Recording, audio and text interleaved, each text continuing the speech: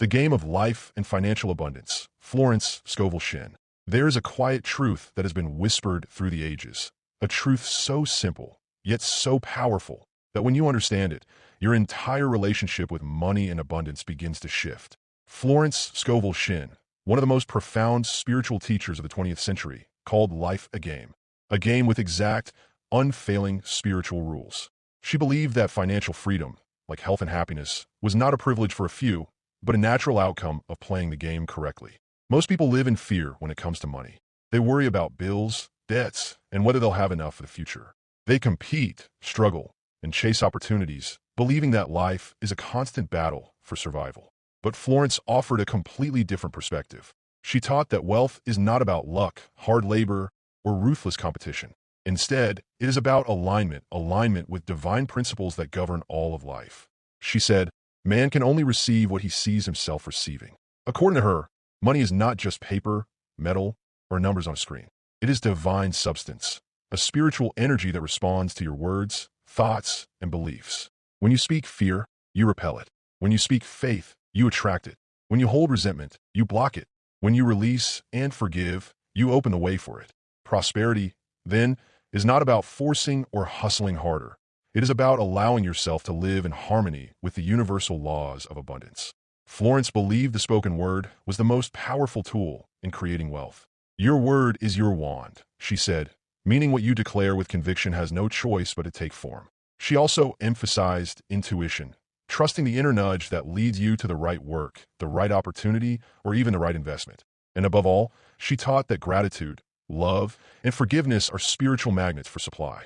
This journey into the game of life and financial abundance will take you step by step through these principles.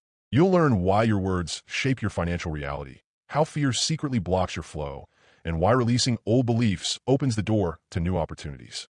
You'll discover that money is not evil. It is simply energy, a tool for expressing your highest potential. As you explore these teachings, allow them to speak not just to your mind, but to your spirit. Remember, Florence didn't teach theory. She gave practical, time-tested methods that transformed thousands of lives. If you're ready to stop struggling and start living in the effortless flow of divine supply, this is where it begins.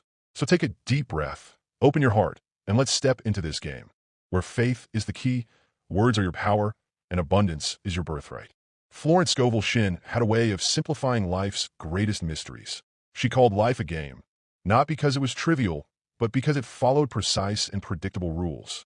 Just like any game has its boundaries and strategies, life operates on spiritual laws that never fail.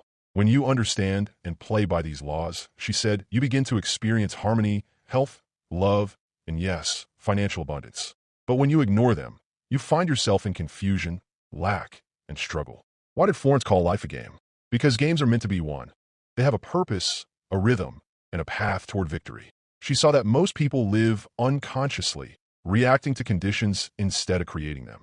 They treat money as if it's random, controlled by chance, the economy, or other people. But in Florence's view, nothing in your life is random. Every situation, including your financial state, is a reflection of your inner beliefs and the words you speak daily. She wrote, life is not a battle. It is a game. It is a game, however, which cannot be played successfully without the knowledge of spiritual law. So what does this mean for your money? It means wealth is not about hustling harder or competing with others. Wealth is a natural part of the game when you play it correctly. Think about it. No game is designed for you to lose all the time.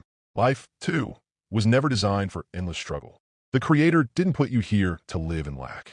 Florence taught that money is simply a symbol of energy. It is not evil. It is not greed. It is not something to fear or worship. It is a neutral tool that flows toward those who align with the spiritual laws of supply. She would often say that money is divine substance in motion. When you see it as energy, you stop clinging to it or fearing its loss. Instead, you understand it as a flow, just like air or water. When you give it freely with faith, it returns multiplied. When you hoard it with fear, you block the natural circulation. She wrote, man must stop fearing lack and stop condemning money, for money is God in action. Florence explained that the first step in playing the game of life well is to shift your consciousness. If you believe that money is scarce or that you're unworthy of abundance, the game reflects exactly that belief. You keep attracting unpaid bills, low-paying opportunities, or unexpected losses. But the moment you align your words, thoughts, and feelings with truth, declaring that you are divinely provided for, life begins to mirror that new belief. She reminded her students that the game is always fair because it's governed by law. If you plant seeds of lack through fear, you harvest lack. If you plant seeds of faith and gratitude, you harvest prosperity. It's also important to understand that Florence did not see money as the ultimate goal. She saw it as part of a larger picture of divine order. Prosperity includes peace, health, creativity, love, and the freedom to express your highest self. Money simply supports that freedom. When you use it in harmony with your purpose, it grows. When you misuse it or chase it from fear, it slips away. So how do you begin to play this game correctly? Florence suggested 3 key practices. Guard your words. She believed your spoken word is your wand. It creates or destroys. Speak about money with respect, not fear. Stop saying, "I'm broke" or "I never have enough," because those words are instructions to the universe. Instead, declare, "I have a perfect supply now. God is my instant, endless source." Visualize the desired outcome. She taught that seeing yourself already prosperous, calmly imagining bills paid, debts cleared, and abundance flowing, sends a clear pattern to divine substance. This isn't daydreaming, it's mental creation. Trust your intuition. Florence emphasized that once you align spiritually, divine guidance shows you the right steps to take in the outer world. You might get an idea for a new opportunity, meet the right person, or simply feel guided to act. When you treat life as a spiritual game, you stop feeling powerless. You stop blaming the economy, your past, or other people for your financial state. You realize you have the inner power to shift it by changing the way you think, speak, and act. Florence said it simply: man can change his conditions by changing his words. This perspective removes the heaviness around money. You stop seeing it as a struggle and start seeing it as a natural part of the divine flow. You're not here to scrape by or barely survive. You're here to thrive, and when you follow the rules of the game, you allow yourself to experience the freedom that was always meant for you. So as we begin this journey into the game of life and financial abundance, remember this: you are not a victim of chance. You are a player in a divinely ordered game. Your thoughts and words are your moves. Your faith is your strategy, and your victory is already written in the laws of the universe. Before we move to the next part, I'd love to know something. Where are you tuning in from, and what time is it right now as you listen to this? Share it in the comments. It's always beautiful to see how this wisdom connects us all around the world. Florence had a simple yet profound statement: your word is your wand. The words you speak create your reality. At first, this might sound poetic, but it's far more than that. She meant it literally. Every word you speak carries energy. It's like a seed you plant into the soil of your subconscious mind. Over time, those seeds grow into the experiences you live. And when it comes to money, the language you use either opens the door to prosperity or silently closes it. Think about how most people talk about money. You hear phrases like, "I can't afford that," "I'm always broke," "money doesn't grow on trees," or "making ends meet is so hard." These words feel harmless, even casual, but they're powerful instructions sent out into the spiritual law that governs life. Florence taught that the subconscious does not argue or question. It simply accepts what it hears repeatedly and makes it your reality. If you keep telling yourself, "I never have enough," your subconscious mind takes that as an order and ensures you experience situations that confirm it. Unexpected bills show up. Opportunities slip away. It looks like bad luck, but it's really the law of the spoken word unfolding. Florence reminded her students, you cannot affirm lack and expect abundance. On the other hand, when you consciously choose words of faith, supply, and gratitude, you plant very different seeds. Instead of affirming limitation, you affirm plenty. And just as surely as a seed produces after its kind, those words create experiences that match them. She said, man must stop affirming lack and begin to affirm supply. So how do you begin replacing casual talk of lack with words of plenty? The first step is awareness. Notice how often you speak negatively about money without even thinking. Maybe you joke about being broke. Maybe you say, "I'll never get ahead," when something unexpected happens. These little phrases seem harmless, but they add up. Florence would say this is like carelessly scattering weeds into your garden. Once you become aware, the second step is to deliberately choose a new language, one that aligns with abundance rather than fear. For example, instead of saying, "I can't afford it," you could say, "It's not a priority for me right now, but I'm open to receiving all I need." Instead of saying, "Money goes out faster than it comes in," you could affirm, "Every dollar I spend returns to me multiplied from expected and unexpected sources." Instead of saying, "I never get a break," you could declare, "Divine order governs my finances. Everything I need flows to me in perfect timing." Florence believed that affirmations were not just empty phrases. They were commands that reorganized your inner state and the outer conditions of your life. She taught her students to use prosperity affirmations daily, especially in moments of doubt. Some of her most famous affirmations include, I have a wonderful work in a wonderful way. I give wonderful service for wonderful pay. Endless good now comes to me in endless ways. There is no lack, there is no limitation. Divine supply is endless and immediate. Notice how each affirmation is stated in the present tense. Florence emphasized this because your subconscious responds to what feels true now, not what feels far away in the future. Saying, I will have money someday, keeps abundance in the future, always out of reach. But declaring, I am divinely supplied now, creates a sense of present reality, which the subconscious begins to align with. Another key lesson from Florence is that your words must carry feeling. Simply repeating affirmations mechanically won't do much. You must speak them with belief, even if it feels like you're stretching your faith. She taught that feeling is the energy that impresses the subconscious. So when you say, I am open to limitless supply, imagine it as already true. Feel the relief, the gratitude, the freedom. That emotion activates the words and makes them creative. It's also important to remember that your words don't just shape your relationship with money. They shape your relationship with yourself. If you constantly say things like, I'm so unlucky, or I'm terrible with money, you reinforce an identity of failure. But when you speak kindly and confidently about yourself, you begin to see yourself as capable, worthy, and aligned with prosperity.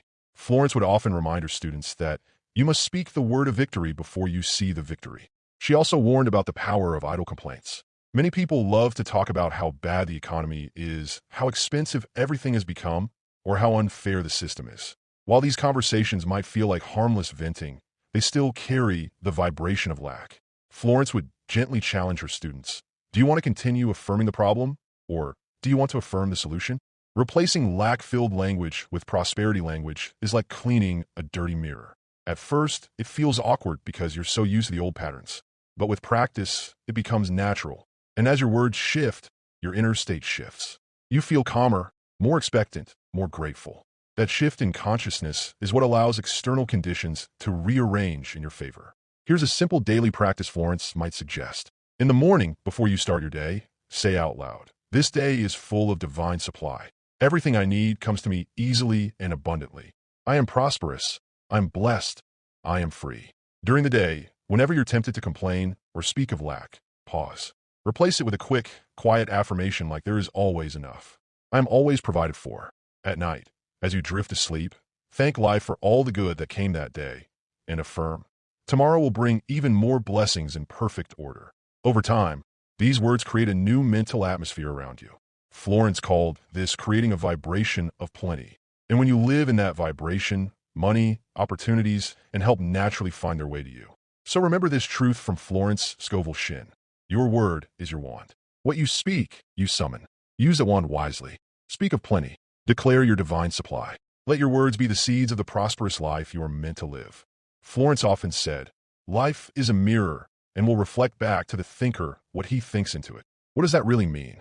It means that your outer world, the money in your bank account, the opportunities that appear, the people you meet, is a direct reflection of what's happening in your inner world. Wealth is not something that begins out there. It doesn't start with the economy, your boss, or even your education. It starts with your thoughts. When you truly understand this, you realize why two people can live in the same environment but have completely different financial experiences. One sees endless opportunities and thrives. The other sees only struggle and barely survives. The difference isn't luck. It's their habitual way of thinking. Florence was very clear on this. You cannot live positively while thinking negatively. If your thoughts are filled with fear of not having enough, fear of losing what you have, fear of bills piling up, then you're sending out a mental vibration of lack. And according to spiritual law, like attracts like, those fearful thoughts actually magnetize more situations that confirm them. So the first step toward creating wealth is breaking the habit of fear-based thinking about money. Most of us were trained from childhood to think of money as scarce. We heard phrases like, money doesn't grow on trees, or you have to work yourself to death to get ahead. We were taught to expect limitation. These ideas sink deep into the subconscious mind and run on autopilot, silently shaping our reality. Florence called these false ideas giants that must be cast out. She reminded her students that fear is only faith inverted. It's believing in the power of lack instead of the power of supply. To overcome this, she would tell them to flip the switch on those thoughts. Whenever a fearful thought came up, replace it instantly with one of faith. For example, if the thought, "I'll never have enough," pops into your mind. Replace it with, "There is always more than enough for me." Divine supply never fails. This might feel unnatural at first because you're retraining a mental habit. But every time you replace fear with faith, you're planting a new seed in your subconscious. And over time, those new seeds grow into new results. Another key to shifting your thinking is to create strong mental pictures of the abundance you want. Florence explained that the mind is like a movie projector. Whatever images you play on the screen of your mind will eventually appear in your outer world. If you constantly imagine yourself in debt, struggling, or barely making it, your life will reflect that picture. But if you deliberately hold a vision of ease, plenty, and freedom, your life will begin to match that image. This is why Florence encouraged the practice of mental movies. Each day, spend a few minutes quietly picturing your desired outcome. See yourself living in financial freedom, bills paid easily, opportunities flowing, feeling calm and happy. Make the image vivid. What would you be wearing? Who would you be with? What would your day look like if you were already financially secure? As you imagine it, feel the emotions of it being real right now. Feel the relief, the gratitude, the joy. Florence said that the feeling of the wish fulfilled is what impresses the subconscious mind. It's not enough to just think about money logically. You must feel abundance as if it's already here. You might be wondering, but what if my current reality doesn't match my new thoughts? Florence would answer, don't fight the outer conditions. Don't keep looking at the lack and talking about it. Keep your inner focus on the truth that divine supply is unlimited and flowing. She said, never voice lack or limitation. By doing so, you impress it more deeply upon yourself. This doesn't mean ignoring bills or being irresponsible. It means refusing to dwell on the problem mentally. You acknowledge the situation, but you give more mental energy to the solution. You remind yourself that your current condition is temporary, a result of old thoughts, and that new, abundant conditions are already forming as you think differently. Florence also taught that gratitude is a powerful bridge between thought and reality. Even if you're not yet where you want to be financially, you can always find something to be grateful for. Gratitude shifts your focus from what's missing to what's already working. And whatever you appreciate, you amplify. She would often tell her students to say, thank you for this wonderful day. Thank you for the supply that is already on its way. Over time, as you hold these abundant thoughts, your whole mental atmosphere changes. You start to expect good instead of fearing bad. You start noticing opportunities you once overlooked. You start making better decisions because you're no longer acting from panic or scarcity. And here's something important. Wealth is not just about money. It's about the feeling of security, freedom, and ease. When your thoughts align with abundance, you not only attract money, you attract helpful people, creative ideas, and favorable circumstances that bring even more good. Florence would say that when you align your mind with divine supply, you become a magnet for everything you need. So take a moment and reflect. What are the most common thoughts you think about money each day? Are they thoughts of fear, worry, and doubt? Or are they thoughts of trust, gratitude, and expectation? Remember, your dominant thoughts are the first cause of your financial results. If you want to change the results, you must first change the thinking that produced them. Here's a simple daily practice inspired by Florence Scovel Shinn. Each morning, before you look at your phone or check any bills, take a deep breath and affirm. Infinite supply flows to me freely and endlessly today. I am divinely provided for. When fear creeps in during the day, pause and replace it with a powerful thought like, God is my instant and constant source of supply. I never walk alone. At night, visualize yourself in a state of complete financial ease and give thanks as if it is already true. When you do this consistently, your mind begins to accept abundance as the new normal. And because thought is the first cause, your outer life must adjust to match it. So remember Florence's timeless teaching. Your financial world begins in your mental world. Think abundance, see abundance, feel abundance, and abundance must appear. If you're finding these teachings helpful, I'd really appreciate it if you like this video and subscribe to the channel. It helps us grow and share more of wisdom with the world. Florence Scovel Shinn taught a profoundly simple, yet deeply transformative principle known as casting a burden. When it comes to financial fear, this practice becomes an essential tool for releasing anxiety and opening the way for divine solutions. So many people live in a constant state of worry about money, wondering how to pay the bills, how to handle unexpected expenses, or fearing what might happen if things go wrong. This mental weight doesn't just exhaust the body and mind. It also blocks the flow of divine supply. Worry is a heavy vibration that contracts your energy, making it harder for you to see opportunities or receive guidance. Florence explained that fear is simply faith in the wrong direction.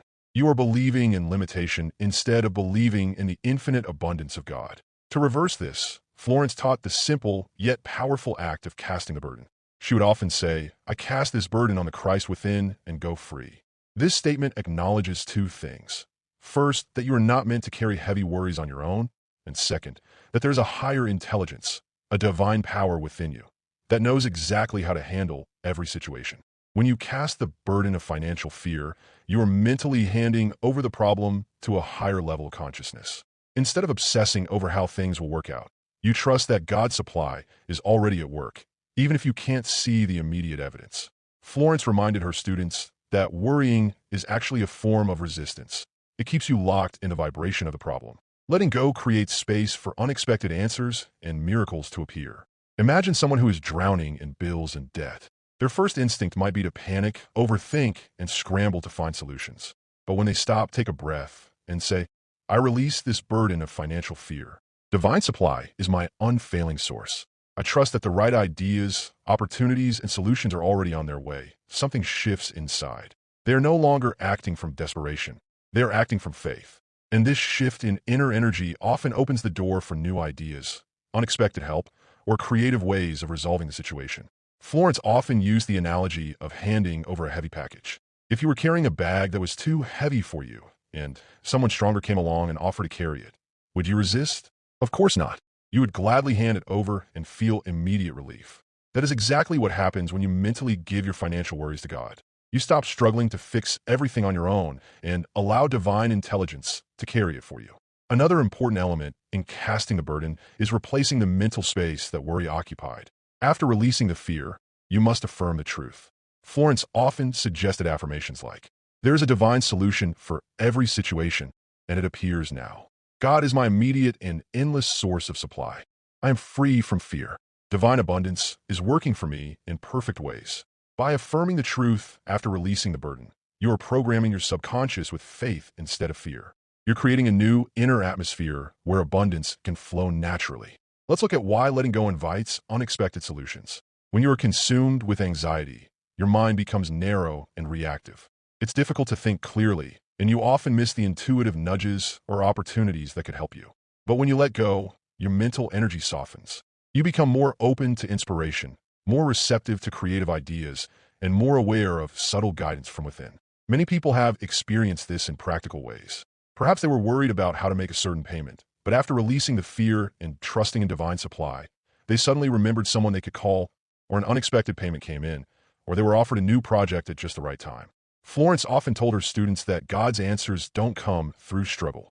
They come through stillness and trust. She also warned that holding onto the burden only delays the solution. The longer you stay in fear, the longer you keep yourself aligned with lack. But the moment you genuinely release it and say, "This is not mine to carry alone. I give it to the divine within me," you create a vacuum that the higher power rushes in to fill. One of Florence's most famous examples involved a woman who was desperate about her finances. She didn't know how she would pay her rent and was filled with anxiety. Florence instructed her to stop repeating the story of fear and instead cast the burden to the Christ within. The woman began saying, "I release this burden of rent to the divine and go free. The money I need comes to me under grace in perfect ways." Within a few days, someone she hadn't heard from in years offered to help her with exactly the amount she needed. This wasn't coincidence. It was the natural result of letting go and allowing divine supply to work. So how can you practice casting the burden of financial fear in your daily life? Recognize the fear. Don't pretend it's not there.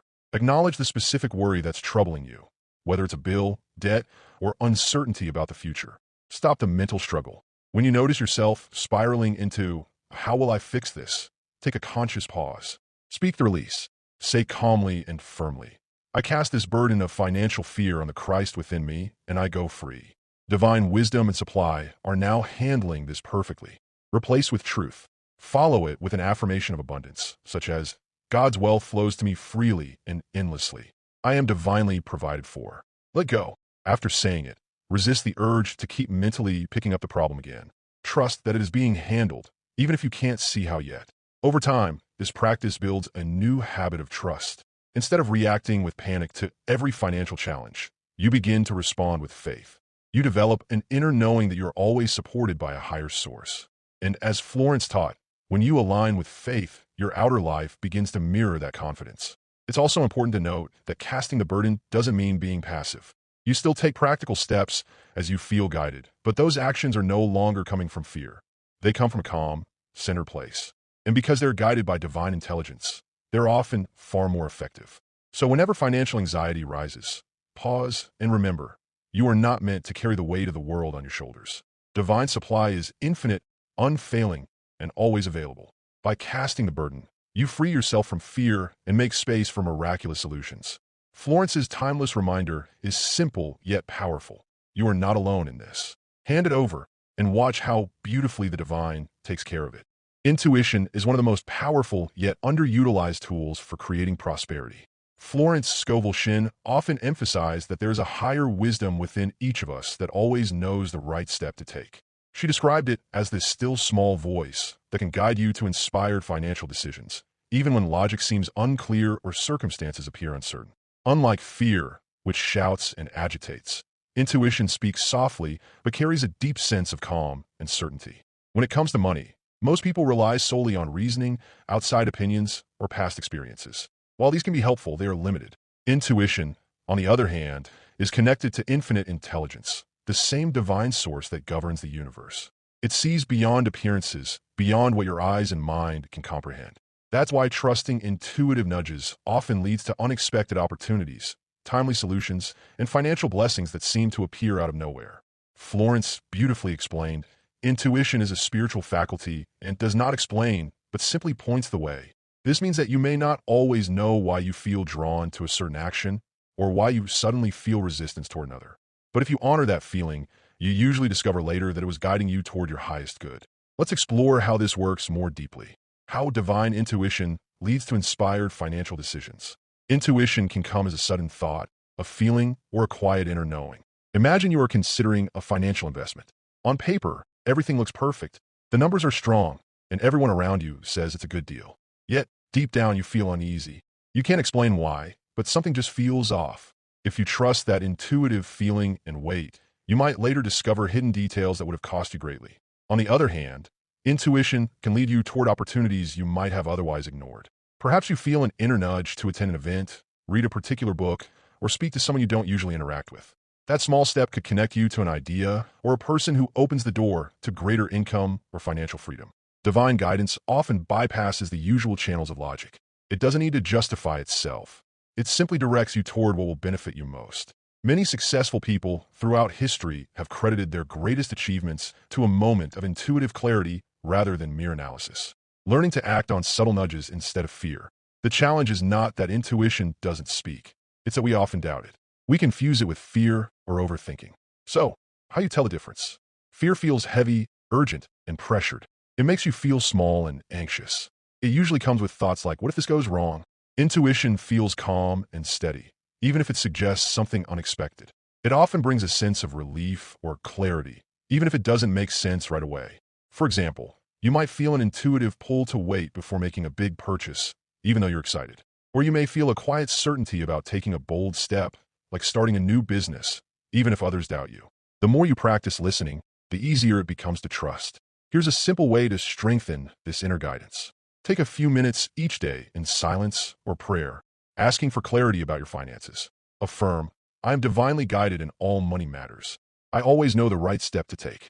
Pay attention to the first thought or feeling that comes gently, without forcing it. Intuition thrives in stillness. When your mind is crowded with fear and worry, it's like static on a radio. You can't hear the signal clearly. By calming your thoughts, you create space for divine guidance to be heard. Examples of unexpected income through intuitive guidance. Let's look at a few ways intuition can bring unexpected financial blessings. A sudden urge to reconnect. Someone might feel compelled to call an old friend or colleague. That conversation could lead to a new opportunity, a business idea, or even direct financial help. An inspired idea. Many people report waking up with a new idea for a product, service, or solution that later becomes highly profitable. These ideas often come after releasing stress and allowing the mind to rest. Being in the right place at the right time. Intuition can lead you to take a different route, attend a meeting, or visit a place you hadn't planned to. There, you meet someone who becomes instrumental in your financial growth. A strong feeling of no or wait. Sometimes, intuition protects you from loss. Saying no to a seemingly good deal may save you from future regret. Florence shared many stories of people who were guided to surprising sources of income simply by following their inner nudges. One woman felt guided to clean her home and clear out old belongings. In doing so, she found valuable items she forgot she owned, and shortly after, new money came to her in unexpected ways. Building trust and intuitive guidance. The more you act on intuition, the more it strengthens. It's like a muscle. The more you use it, the sharper it becomes. Start small. Ask for guidance on simple things, like how to handle a small expense or whether to make a certain call. When you see the positive results, you'll gain confidence in trusting bigger decisions. Remember, intuition never leads to harm. It is always connected to divine wisdom, which wants only good for you. If you're unsure whether it's intuition or just wishful thinking, give yourself time. True guidance remains consistent and calm. It doesn't fade with passing emotions. Florence also suggested affirming before any financial decision. I am divinely directed and there is nothing to fear. The right path is made clear to me now. These words open your mind and heart to receive the correct answer. Why intuition is a key to true prosperity. When you live guided by intuition, money stops being a source of constant worry. You no longer rely only on your limited human reasoning. You feel supported by something greater, a universal intelligence that knows the best way to meet your needs. Prosperity, then, becomes less about control and more about flow. You don't have to force opportunities.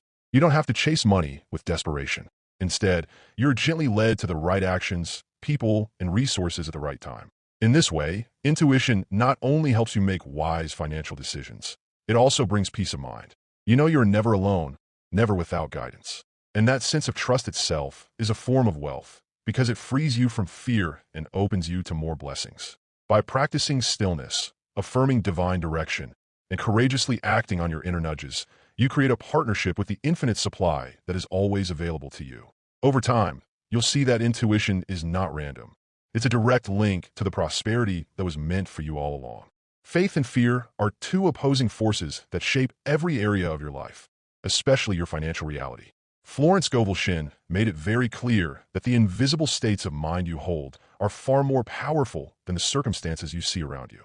She wrote, "Faith knows it has already received," which means that when you hold an unshakable belief in your supply, it must appear in your outer world. On the other hand, fear is the great blocker. It shuts the door to divine flow and magnifies the very lack you are afraid of. When you truly understand this principle, you'll see that the most important work in money matters is not about hustling harder or worrying longer.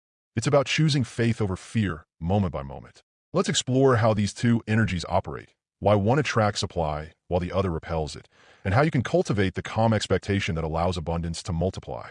Why fear blocks supply? Fear is a contraction of energy. When you fear not having enough money, you're mentally and emotionally closing yourself off from the infinite supply that is always available. Instead of seeing possibilities, fear narrows your vision to problems. It makes you believe in limitation, which is the opposite of divine truth. Florence often said that fear is faith in evil instead of faith in good. When you fear, you're putting your trust in lack. You're affirming, sometimes unconsciously, that the universe cannot provide for you. And because your thoughts and feelings act as creative forces, the fear you dwell on tends to manifest more lack in your life. Think of it this way. If your mind is a garden, fear plants weeds that choke out the healthy seeds of prosperity. It makes you second-guess your decisions, hesitate to act on opportunities, and cling tightly to what you already have. Instead of allowing money to circulate freely, fear creates stagnation. Why faith multiplies supply? Faith, by contrast, is expansive. It opens your mind and heart to the flow of abundance that is already present but often unseen. Faith is a deep knowing, not just a hope, that your needs are already met in the spiritual realm and they will soon appear in the material realm. Florence taught, faith knows it is already received.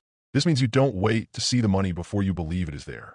You believe first and then it appears. This aligns perfectly with the biblical truth that whatever you ask for in prayer, believe you have received it and it will be yours. When you operate in faith, you send out a vibration of trust and openness.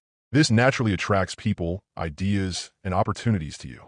It also helps you see solutions you would have missed if you were consumed with worry. Faith keeps you calm and clear-headed, allowing divine inspiration to guide your next steps.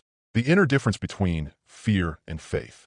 It's easy to think you're being realistic when you fear money problems. Many people say, "I'm just facing the facts." But the deeper reality is that the facts of lack are temporary. The spiritual truth is abundance. Fear looks at the immediate situation and calls it final. Faith looks beyond the situation to the infinite possibilities of divine supply. Here's the difference in how they feel. Fear feels tight, heavy, and anxious. It makes you rush, worry, and hold on too tightly. Faith feels light, calm, and certain. It may not know how, but it has a quiet confidence that all is well. You've probably experienced both. Maybe you've had times when you panicked about money and everything seemed to get worse. Then there were moments when you somehow felt peaceful and suddenly help or an idea came at just the right time. That's the power of your inner state shaping your outer results. Cultivating calm expectation instead of worry. So how do you shift from fear to faith, especially when bills are piling up or uncertainty looms? Florence offered very practical tools for building faith in divine supply. Affirm the truth instead of the fear. When fear whispers, "There's not enough," you speak the opposite. Say calmly, "I have a wonderful supply, for everything I desire is already mine by divine right." Repeat it until your mind begins to believe it. Release the burden to God. Florence often said to cast the burden. Take a quiet moment and mentally hand your financial worries over to the divine, saying, "I release this situation into God's hands. There's a perfect solution, and it appears now." This act of surrender creates space for unexpected answers to flow in. Practice gratitude for what is already present. Gratitude shifts your focus from lack to sufficiency.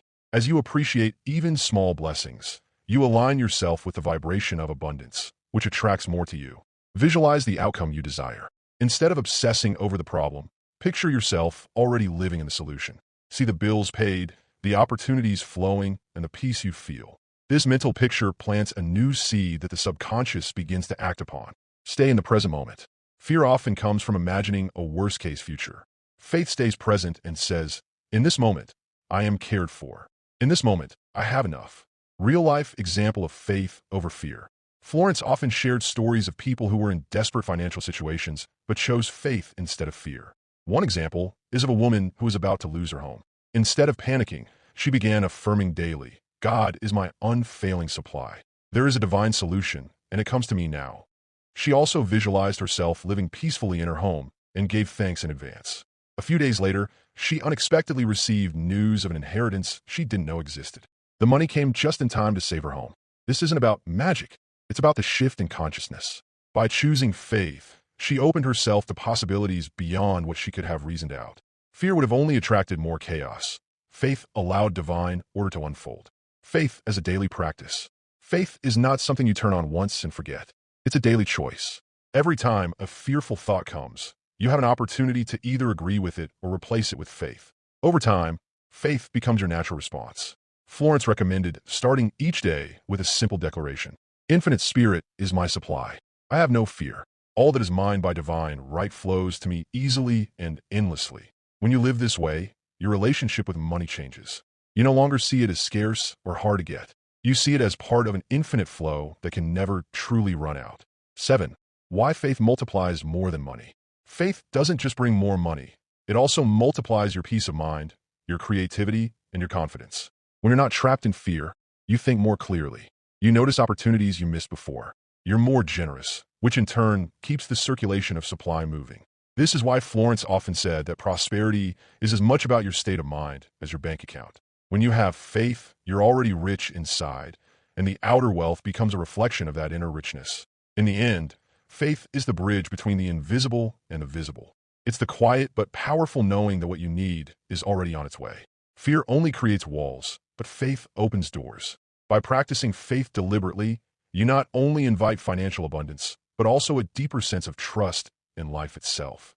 The law of substitution is one of the most practical yet powerful spiritual laws Florence Scovel Shinn emphasized in her teachings. It simply states that the human mind can only hold one dominant thought at a time. If you want to change your reality, you must consciously replace one thought with another. In other words, you can't fight darkness by wrestling with it. You remove it by turning on a light. When it comes to money and abundance, this law is especially important. Most people have deeply ingrained patterns of lack thinking, fear, and doubt. These thoughts may seem harmless at first, like a quick worry about a bill or a fleeting feeling of, "I can't afford that." But left unchecked, they multiply and grow into a persistent mindset that shapes your outer life. Florence made it clear that your outer world is always a reflection of your inner world. So, the law of substitution is about catching those negative thoughts early and replacing them with affirmations and ideas of plenty. With practice, this creates a new mental habit, a new money story that aligns with abundance rather than lack. Let's break this process into clear steps so you can begin using it effectively. 1. Stopping negative thoughts before they grow. The first step in practicing the law of substitution is awareness. Many people let their thoughts run on autopilot, not realizing how often they speak or think words of lack. For example, I'll never get ahead financially. Money is hard to come by. I can't afford this. What if I run out of savings? These thoughts may feel like just being realistic, but they are actually affirmations of lack. Florence often said, "What you think or say, you bring into your life. When you think of shortage, you attract shortage." So how do you stop them? By catching them early. As soon as you notice a negative financial thought, pause and refuse to continue feeding it. You don't have to argue with it. You simply replace it. Just as you wouldn't let a weed grow unchecked in your garden, you don't let fear-based thinking grow in your mind. 2. Substituting wealth affirmations when fear arises. Once you caught the thought, you immediately substitute it with a thought of plenty. Florence called affirmations words of power because they directly shape your subconscious beliefs. For example, if you think, "I can't afford this," you quickly replace it with, "I am abundantly supplied and everything I need comes to me easily."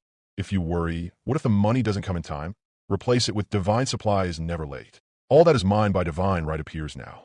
If you fear, "I don't have enough," switch it to, "I am connected to unlimited abundance. There is always more than enough." This is not about ignoring reality. It's about changing the mental pattern that created the reality in the first place. Remember, the invisible causes the visible. Your current financial situation is the result of past thinking. To create a new future, you must plant new thoughts now. 3. Why substitution works. The human mind cannot hold two opposing thoughts with equal strength at the same time. If you are affirming abundance, you cannot simultaneously feel fear of lack. By consistently substituting positive, prosperous thoughts, you weaken the old fear-based patterns and strengthen new pathways of wealth consciousness. Florence often compared this to changing the radio station. If you're listening to a channel of worry and scarcity, you simply tune to a new station of abundance by changing your thoughts. Eventually, the new station becomes your default. This is why consistency matters. One positive thought cannot erase years of negative programming, but persistent substitution builds a new mental habit over time. 4. How consistent mental substitution rewires your money story. Think of your subconscious mind as fertile soil. Whatever seeds you plant will grow. For years, you may have planted seeds of fear, worry, or not enough. Those seeds have grown into the financial story you see around you now. But the beauty of the law of substitution is that you can begin replanting your mental garden today. Every time you replace a thought of lack with a thought of plenty, you're planting a new seed. As you water it with repetition and faith, it grows into a new outer reality. Over weeks and months of consistent substitution, your inner dialogue about money changes completely. Instead of expecting problems, you begin expecting solutions. Instead of thinking, "I can't," you naturally think, "Of course I can." This shift in expectation changes how you feel, how you act, and how life responds to you. Florence said it beautifully. You cannot expect to have plenty while thinking lack. Change your words, and you'll change your world. 5. Practical examples of using the law of substitution. Let's look at some common money fears and how to substitute them immediately. Fear of unexpected expenses. Negative thought. What if something goes wrong and I don't have enough? Substitution. Nothing can be withheld from me. I am always divinely protected and provided for. Feeling behind financially. Negative thought. I'm so behind. I'll never catch up. Substitution. There is no time in divine mind. I am the right place at the right time, and my supply appears in perfect order. Guilt about wanting more. Negative thought. Maybe it's wrong to want more money. Substitution. It is right for me to be prosperous. My abundance blesses me and everyone around me. Every time you replace one thought like this, you're reinforcing the truth of divine supply instead of the illusion of limitation. 6. Combining substitution with visualization. Florence also taught that mental pictures are powerful. After you substitute a negative thought with a prosperous affirmation, immediately picture yourself living in the state you desire. For example, if you replace "I can't pay this bill" with "I am abundantly supplied," take a moment to visualize the bill being paid easily, seeing yourself feeling calm and free. This strengthens the new thought and imprints it deeper into your subconscious. When your affirmation and your mental picture agree, they create a powerful vibrational signal that draws matching experiences to you. 7. A real-life example. Florence told the story of a man who constantly said, "I never have enough money." Unsurprisingly, his life reflected that belief. She instructed him to stop speaking those words and instead affirm daily, "I have a wonderful income. I always have plenty for every need."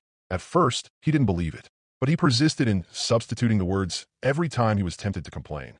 Within a few weeks, unexpected business opportunities came his way, and his income increased significantly. The only change was the shift in his thoughts and words. 8. Making the law of substitution a daily habit. Here's how you can integrate this law into your everyday life. Listen to your self-talk. Become aware of how often you speak or think words of lack. Interrupt the pattern. The moment you catch a negative thought, refuse to dwell on it. Replace it with truth. Speak a wealth affirmation that feels powerful and calming. Add a mental picture. Visualize the prosperous result you want. Repeat often. The more you practice, the easier it becomes. In time, this becomes automatic. Instead of spiraling into worry, you naturally pivot to abundance thinking. By practicing the law of substitution, you take control of the most powerful creative tool you have, your mind. You stop being a victim of old fear-based programming and step into your role as a conscious creator of prosperity. Florence said it simply, "The invisible forces of your mind shape the visible world." So today, start by noticing just one negative thought about money. Then replace it immediately with a thought of plenty. Do it again tomorrow and the next day. Little by little, your inner wealth story will transform, and your outer life will follow. The law of non-resistance is one of the most liberating teachings Florence Scovel Shinn shared. At its heart, this law reveals a powerful truth. What you resist persists. When you fight against life, whether it's circumstances, people, or your own fears, you actually give more energy to the very thing you don't want. On the other hand, when you let go of the struggle, you create space for divine solutions to flow effortlessly. Florence often said, "Nothing in the universe can oppose you when you stop opposing it." When you release resistance, you align yourself with a natural current of abundance.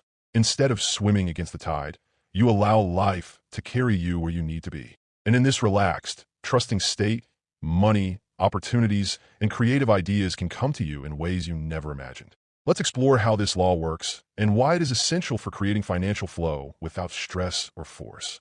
Why forcing or struggling repels financial flow. Many people believe they have to push harder to achieve success. They hustle, force outcomes, and try to control every detail. But Florence taught that this very energy of strain actually blocks divine supply. Why? Because it comes from fear. The fear that if you don't force things, nothing will happen. Fear and force create tension in your mind and body, which disrupts the natural flow of inspiration and guidance. Think about a time you were deeply stressed about money. Did you feel clear and creative? Or were you stuck, spinning in worry and unable to see solutions? When you are resistant, you're like a clenched fist, closed tight and unable to receive. But when you release resistance, you open your hands and heart to receive freely. That is when unexpected opportunities, resources, and help can come in ways you could not have planned. Flowing with opportunities instead of fighting circumstances. Florence emphasized the importance of flowing with life rather than fighting it. This doesn't mean passively accepting unfavorable conditions. It means choosing not to mentally or emotionally resist them. For example, imagine you lose a job. Many people immediately go into panic, saying, "This is terrible, my life is ruined." That mental resistance closes the door to divine solutions. But if you can stay calm and affirm, this means something better is on the way. I trust divine order. You keep yourself open to a better opportunity. This is what it means to agree with your adversary quickly, a phrase Florence often quoted from scripture. It doesn't mean agreeing with negative circumstances. It means mentally releasing your resistance to them, so they lose power over you. When you stop fighting, you move into a higher vibration where solutions naturally appear. You begin to see opportunities hidden within challenges. You recognize detours as divine redirection. How resistance shows up in money matters. Resistance can take many forms in financial life. Fear of losing money, constantly worrying about bills or savings. Attachment to specific outcomes, believing abundance can only come from one particular job or source. Resentment about past mistakes, holding guilt or shame over financial decisions. Comparing yourself to others, feeling envious or unworthy. All of these create inner friction, and when your inner state is tense, it blocks the outer flow of prosperity. Florence advised her students to notice when they felt tense about money and immediately release it with a statement like, "I do not resist. I am open and receptive to my divine supply. Nothing and no one can keep my good from me." Real-life stories of releasing resistance and receiving. Florence shared many stories of people who let go of resistance and experienced almost miraculous financial breakthroughs. One woman had been waiting for years for a legal settlement. She was bitter and angry about the delay. Florence told her to stop resisting and instead affirm, "I do not resist this situation. God's plan for me is perfect, and my good comes to me now in the right way." Within weeks, the case was resolved in her favor, with an even larger amount than she expected. Another story involved a man who was desperate to sell a piece of property. He pushed and pushed, lowering the price and worrying constantly, but nothing happened. Finally, he decided to stop struggling. He said, "I let go of this property mentally. If it is divinely mine to keep, it stays. If not, the right buyer appears now." Within a few days, an eager buyer came forward and purchased the property at the original price. These stories illustrate a powerful principle. When you let go of the mental fight, you create space for the right outcome to unfold naturally. Practicing non-resistance in everyday money situations. How can you apply this law in your own financial life? Here's some simple but powerful practices. When faced with an unexpected expense, instead of panicking, affirm, "This is already taken care of by divine supply." The money appears at the right time. Then let go. When a plan doesn't work out, instead of resisting the disappointment, say, "If this door closed, it means a better one is opening for me now." When you feel impatient about money, take a deep breath and say, "I release all tension. I allow my good to flow to me effortlessly." These small shifts keep you in a state of openness and trust rather than fear and struggle. Non-resistance is not passivity. It's important to understand that non-resistance doesn't mean doing nothing. You still take inspired action, but you do it without force or desperation. You follow intuitive guidance instead of pushing from fear. For example, you might feel guided to reach out to someone about a job or opportunity. That is aligned action, but frantically sending out hundreds of resumes in a panic. That's resistance disguised as effort. Non-resistance feels peaceful. You know you're flowing with divine timing, not against it. Combining non-resistance with faith. Non-resistance works best when combined with faith. When you truly believe that God is your source, you don't feel the need to control every detail. You trust that the right people, opportunities, and resources will appear. Florence often reminded her students of the verse, "Be still and know that I am God." Being still doesn't mean being idle. It means quieting the inner turmoil so you can hear divine guidance. When you're calm and trusting, you're far more receptive to the inner nudges that lead to prosperity. A simple affirmation to release resistance. Here's a powerful affirmation from Florence you can use whenever you feel tension about money. "I do not resist. I am in perfect harmony with the flow of life. All that is mine by divine right comes to me easily and effortlessly." Say it whenever you catch yourself worrying, forcing, or trying to control outcomes. You'll feel the tension dissolve, replaced by a calm expectancy. Why letting go invites unexpected wealth. When you let go of resistance, you allow unseen forces to work on your behalf. Divine timing can bring solutions you couldn't have imagined. A phone call out of the blue, a new client, a refund you weren't expecting, a creative idea that opens new income streams. These things often come when you stop obsessing and simply trust. It's like the moment you stop chasing something desperately, it suddenly appears.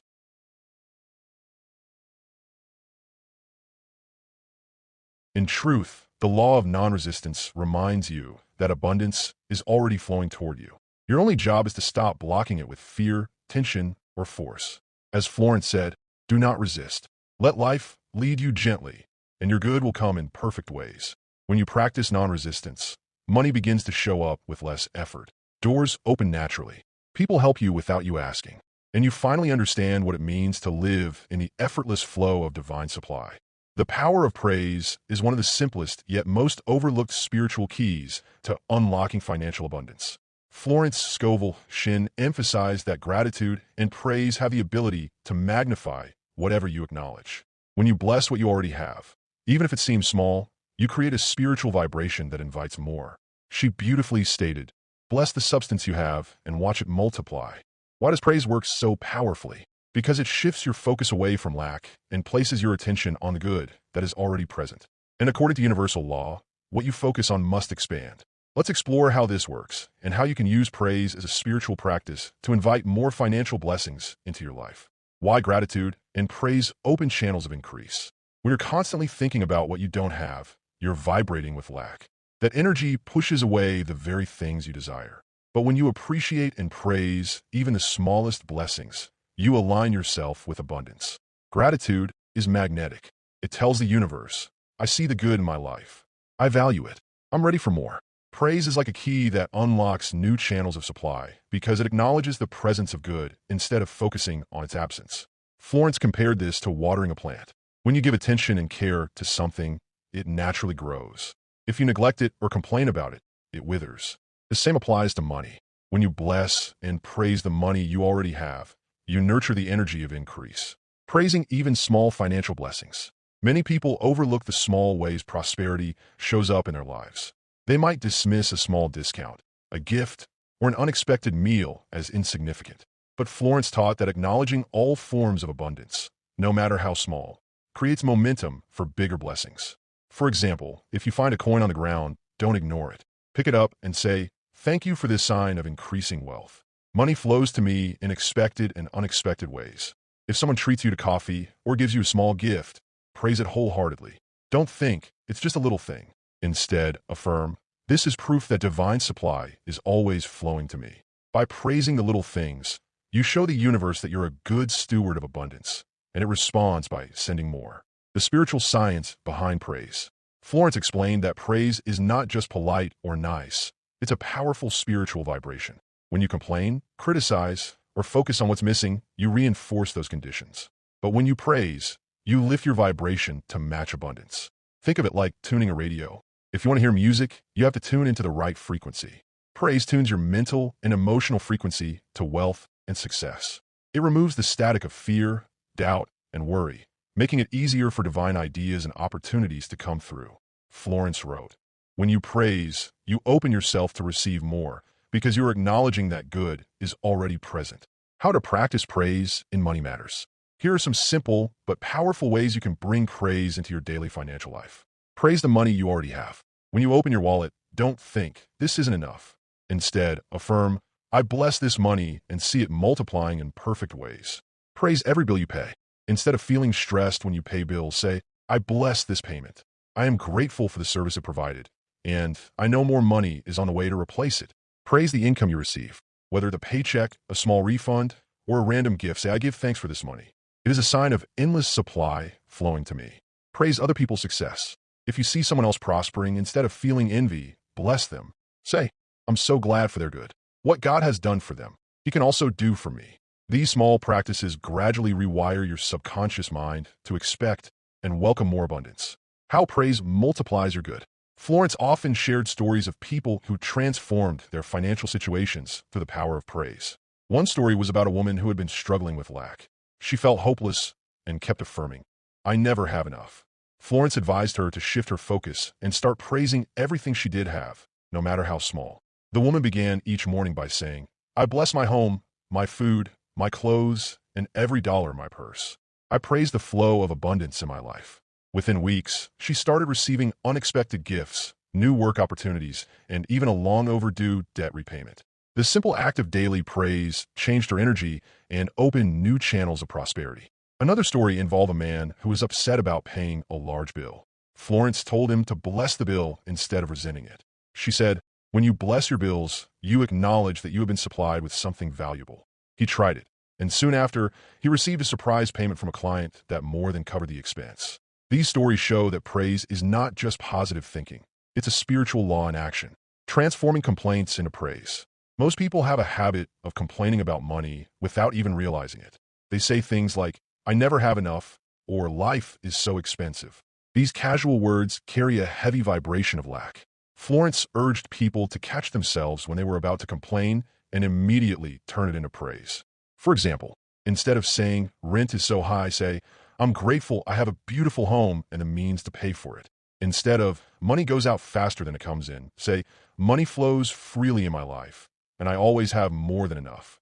This mental substitution changes your inner state, and over time, your outer life must reflect it. Combining praise with visualization. To amplify the power of praise, Florence suggested combining it with visualization. For example, if you're praising the money you have, also see it multiplying in your mind. If you're praising an opportunity, picture it expanding into something even greater. This activates both your conscious and subconscious mind, creating a magnetic pull toward abundance. A daily praise practice. Here's a simple daily practice you can start. Each morning, list at least 5 things you are grateful for, especially related to money and resources. Speak this affirmation. I praise and bless all the wealth in my life now. I praise and bless the money I have, and I see it growing and multiplying in wonderful ways. Throughout the day, whenever you handle money, paying bills, receiving change, or even checking your bank account, mentally bless it. This practice keeps you in a high vibration of appreciation all day long. Praise as a spiritual magnet. When you truly embrace the habit of praise, you'll notice something remarkable. The more you praise, the more reasons you have to praise. It becomes a self-perpetuating cycle of increase. Florence often reminded her students, praise opens the gates to wealth, health, and happiness. It is the quickest way to move from lack to plenty. So the next time you feel tempted to complain about money, stop and praise what you do have. Bless it, thank it, and then watch as it begins to multiply in ways that feel almost effortless. Praise is not about ignoring reality. It's about shifting your focus to the good that already exists, no matter how small. When you do this consistently, you align yourself with the law of increase. And as Florence promised, what you praise grows. Praise is a spiritual magnet. It doesn't cost you anything, yet it can bring you everything. It's not about pretending problems don't exist. It's about choosing to focus on the good so it can expand. And as Florence promised, what you praise multiplies. Right action is the natural partner of faith. Florence Scovel Shinn emphasized that while faith opens the door to divine supply, it is right action that allows you to step through that door. Too many people believe that if they simply wish for money or pray for abundance, it will appear without effort. But Florence clarified that inspired action, not frantic, fear-driven action, but divinely guided steps, is the way supply manifests in the material world. She said, when you are in perfect harmony with the law, the right thing will be done in the right way at the right time. This means that the work you need to do, the opportunity you must seize, the person you must connect with, all will appear when you align your inner world first. Let's explore why right action is necessary, how divine leads bring the correct supply channels, and how you can avoid the trap of aimless hustle by waiting for clear spiritual guidance. Why faith alone isn't enough. Faith is the starting point of all prosperity, but it's not the end. Faith plants the seed in the unseen realm. Right action is the movement that waters that seed. Imagine a farmer praying for a good harvest. If he never plants the seeds, tills the soil, or tends the crops, would the harvest appear? Of course not. The same is true for financial supply. You may affirm abundance, visualize wealth, and hold strong faith, but you also need to move when the inner nudge comes. Florence explained it this way. You must act as if you have already received. You must prepare for your good. If you're praying for new clients, organize your workspace as if those clients are already coming. If you want a better job, update your skills and be ready for the call. Faith sets the tone, but action opens the channel. Inspired action versus aimless hustle. There's a big difference between inspired action and aimless hustle. Inspired action feels light. It may come as a gentle idea, a sudden thought, or an intuitive feeling that says, call this person, or go to this place, or try this approach. It doesn't feel forced. It feels right. Aimless hustle, on the other hand, comes from fear. It's the anxious pushing of someone who doesn't trust the process. You can spot hustle energy when you're exhausted, overthinking, and still getting no results. Florence advised, never rush. When you're rushed or anxious, you shut out divine leads. The universe doesn't respond to panic. It responds to calm confidence. So instead of forcing random actions, you pause, affirm divine order, and wait for clarity. How divine leads create the right supply channels. God, as the infinite source, has unlimited ways to bring you supply. But the channel often appears through people, work, and ideas. Right action is simply following the breadcrumb trail of divine leads that guide you to those channels. For example, you might get an intuitive feeling to attend a certain event and meet someone who connects you to a business opportunity. You may suddenly feel inspired to learn a skill that later becomes a source of income. You might be led to call someone at the exact moment they needed what you have to offer. Florence called these divine hunches.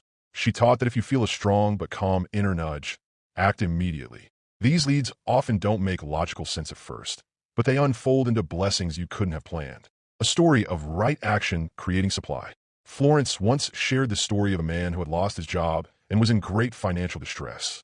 He began affirming, I am divinely guided to my right work. The supply I need comes easily and under grace. One day, while taking a walk, he felt a sudden urge to enter a small shop he'd never visited before. Inside, he struck up a casual conversation with the owner, who mentioned that a nearby company was looking for someone with his exact skills. Within days, he had a new, well-paying position. The man didn't force the solution. He didn't knock on hundreds of doors in desperation. He prayed, affirmed, stayed calm, and followed the one simple lead that brought the perfect result, avoiding the trap of overthinking. When it comes to right action, many people hesitate because they overthink. They ask, is this really a divine lead, or just my imagination? What if I fail?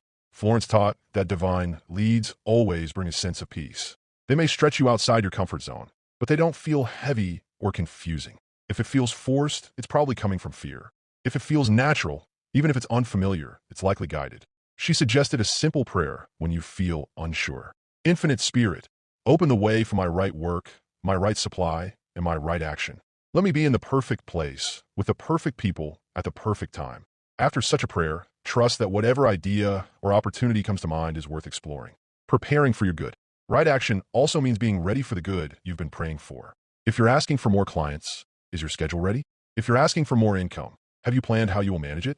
Florence said, when you prepare for your good, you show faith. For example, if you want a better home, start decluttering your current one.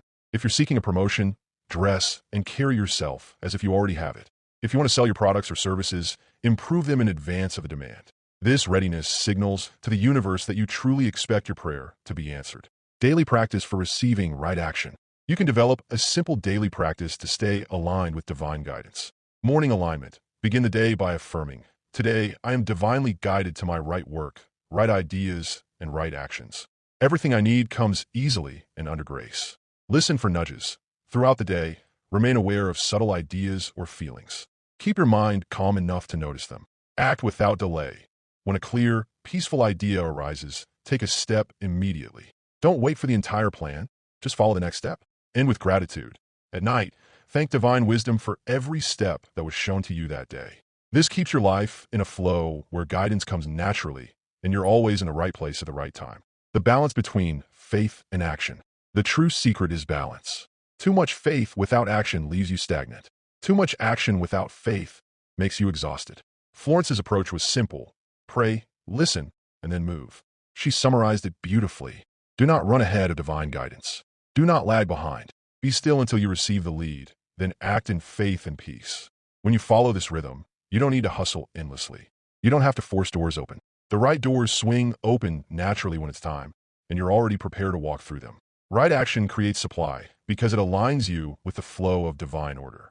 It's not about doing more. It's about doing the right thing at the right time under divine guidance. When you combine faith with inspired movement, you become unstoppable in your ability to manifest the abundance that is already yours by spiritual law. Expectation is a powerful spiritual magnet. Florence Scovel Shinn often taught that what you truly expect, not just hope for, will inevitably show up in your life. She said, "Blessed is the one who expects much, for they shall receive it." The law of prosperous expectancy is about holding a calm, confident anticipation of good. It's not desperate wishing, nor is it passive waiting.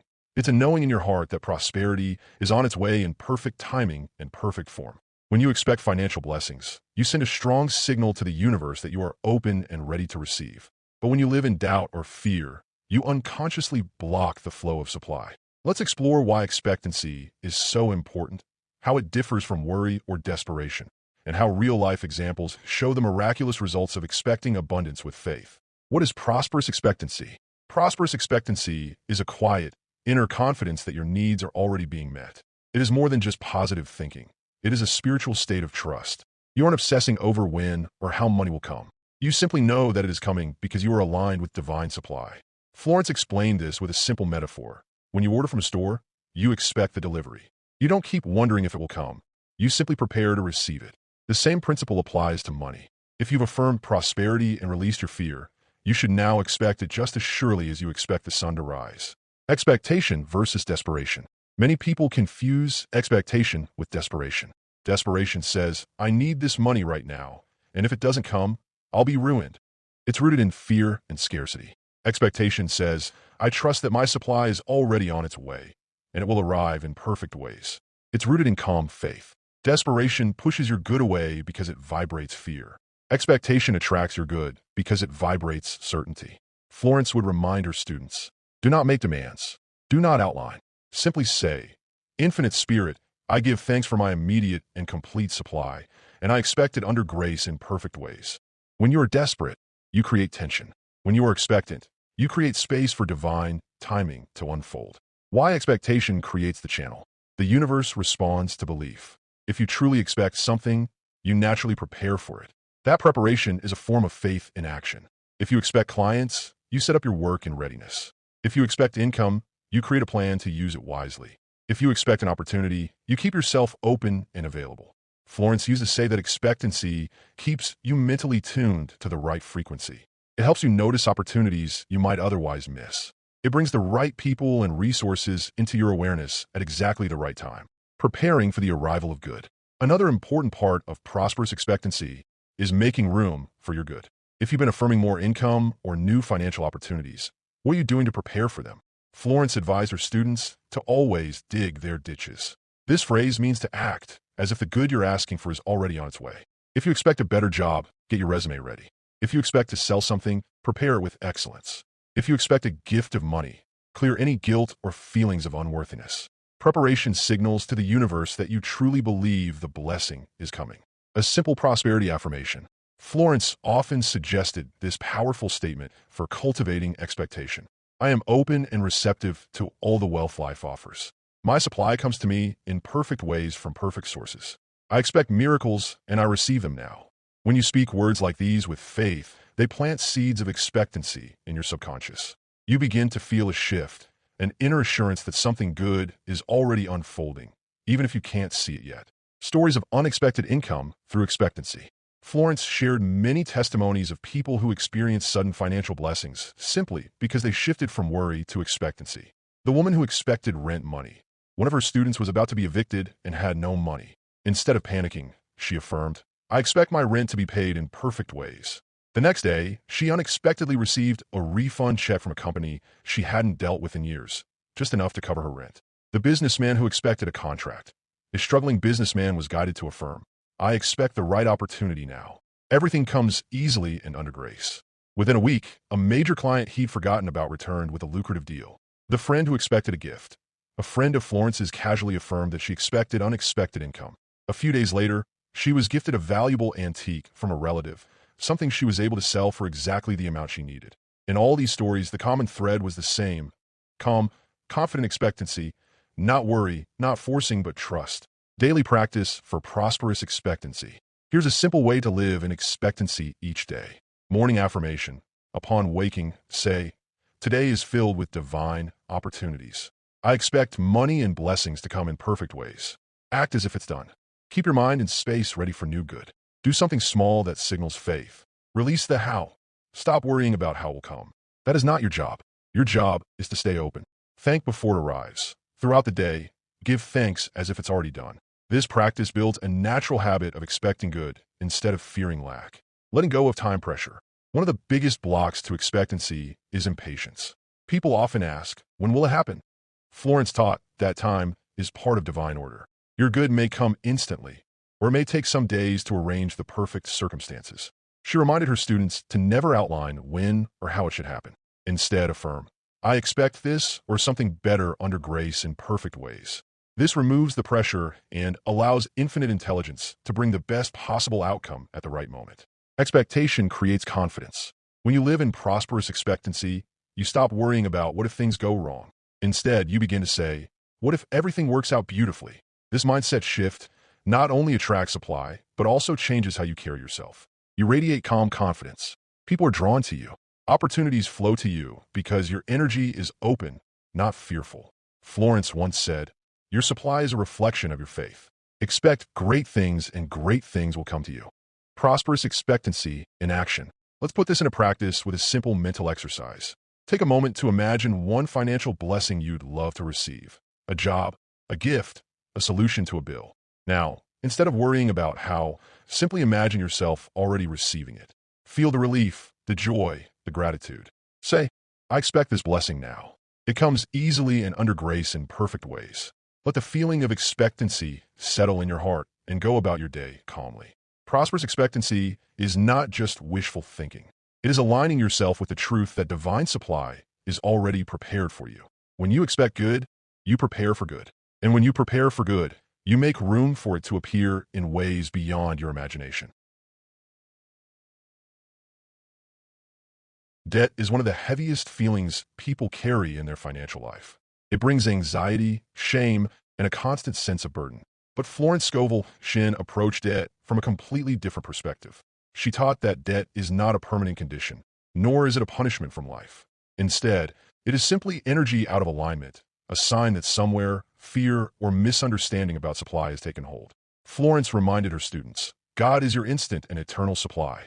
No man can put you in bondage unless you accept it mentally. In other words, debt does not define you. It is a temporary result of thinking patterns and actions that can be corrected through spiritual understanding. When you change your inner state, your outer world, including your financial obligations, must also change. Let's explore how to see debt through a higher lens, use affirmations to dissolve it, and understand the real-life stories of how many of Florence's students erase their debts through trust in divine supply. Seeing debt as a mental pattern, not a fixed reality. Debt often arises from feelings of fear, lack, or the belief that you are separated from divine supply. It might manifest as overspending, financial emergencies, or taking on obligations that feel heavy. But Florence explained that debt is not a permanent prison.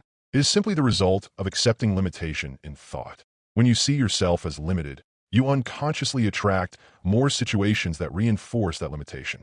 Florence wrote, "The subconscious accepts any suggestion, whether it be of debt or freedom. Speak the word of freedom, and the subconscious will respond." So the first step is to stop identifying yourself as in debt and start seeing yourself as free. When you mentally accept freedom, life will begin to reorganize to match that thought.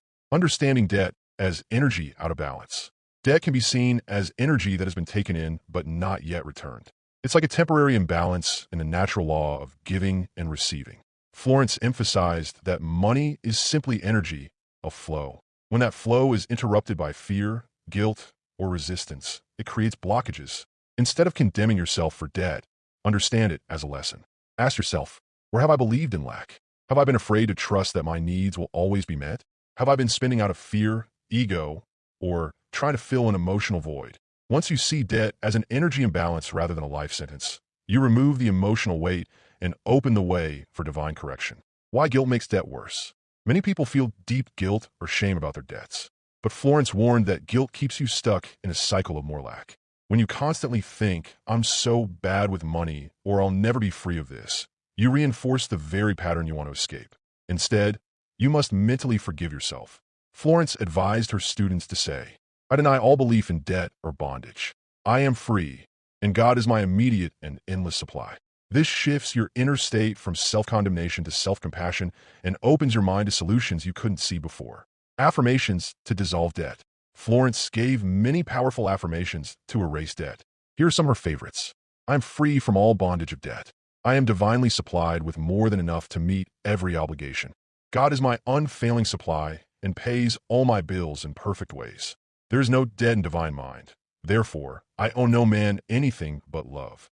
All channels of abundance are now open. Money flows to me freely, and I am out of debt with ease. When you repeat affirmations like these with feeling and faith, they impress the subconscious. The subconscious then reorganizes your reality to match that belief. The practice of mentally paying the debt. Florence often encouraged her students to mentally see their debts as already paid. She would say, in the spiritual realm, all things are now complete. See your bills stamped, paid in full, and bless them. When you receive a bill, instead of reacting with dread, take a moment to bless it. Say, I give thanks that this bill is already paid through divine supply. I am grateful for the service it represents, and I know the money to pay it is already on its way. This practice removes fear and replaces it with gratitude, which opens new channels of provision. Releasing the how. One of Florence's most important teachings was never outline how your debt will be cleared.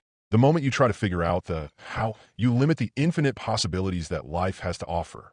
Instead, you say, I do not know where my good will come from, but I know it must appear. It comes from perfect sources in perfect ways under grace. This surrender allows unexpected solutions, refunds, gifts, new income opportunities, or sudden forgiveness of debt to show up in ways beyond your imagination. Real-life stories of debt clearance. Florence shared many stories of people who cleared their debts through spiritual understanding. The woman whose debts vanished through forgiveness. One student owed a large amount to several people. Florence guided her to forgive herself and everyone involved in her financial life. She affirmed daily, "I am free from all bondage of debt. My wealth is endless and immediate." Within weeks, 2 creditors forgave her debts entirely, and an unexpected inheritance allowed her to pay the rest. The man who affirmed freedom from debt, a man deeply burdened by business loans, followed Florence's advice to mentally see every bill stamped paid. He stopped worrying and kept affirming divine supply. Soon, a new client came to his business and paid him enough to clear everything at once. The family who blessed their bills, a family drowning in monthly payments, began to bless each bill they received, saying, "Thank you for the service you provided, and thank you, God, that this is already paid." Within a year, the father got a promotion, and a forgotten investment matured, clearing all their debts easily. These stories show that the outer solution often arrives in unexpected ways when you shift your inner mindset, acting as if you're already free. Faith without action is incomplete. Florence taught her students to act as though they were already out of debt. Keep your wallet and home tidy, symbolizing order. Avoid speaking negatively about money or constantly mentioning debt. Treat yourself with respect and dignity, even if you're still paying bills. This acting as if builds the vibration of freedom, which then manifests as actual freedom. Trusting in divine timing. While some debts vanish instantly through unexpected miracles, others may take time to clear. Florence reminded her students to trust divine timing. The process may be gradual, but each step brings you closer to complete freedom. She would say, "Every day, in every way, your financial freedom is unfolding. Do not be discouraged by appearances. Keep affirming the truth, and it will set you free." Turning debt into a spiritual victory. Instead of seeing debt as a curse, Florence encouraged seeing it as a stepping stone to deeper spiritual growth. Debt teaches you to trust beyond appearances, to release fear, and to align with the higher law of abundance.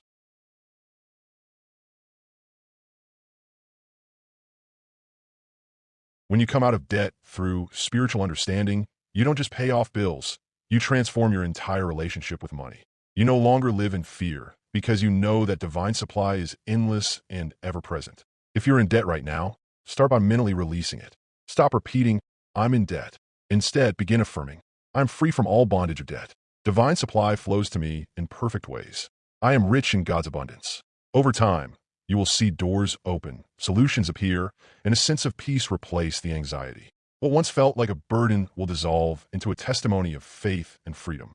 When it comes to financial manifestation, one of the most challenging lessons is trusting the timing of how things unfold.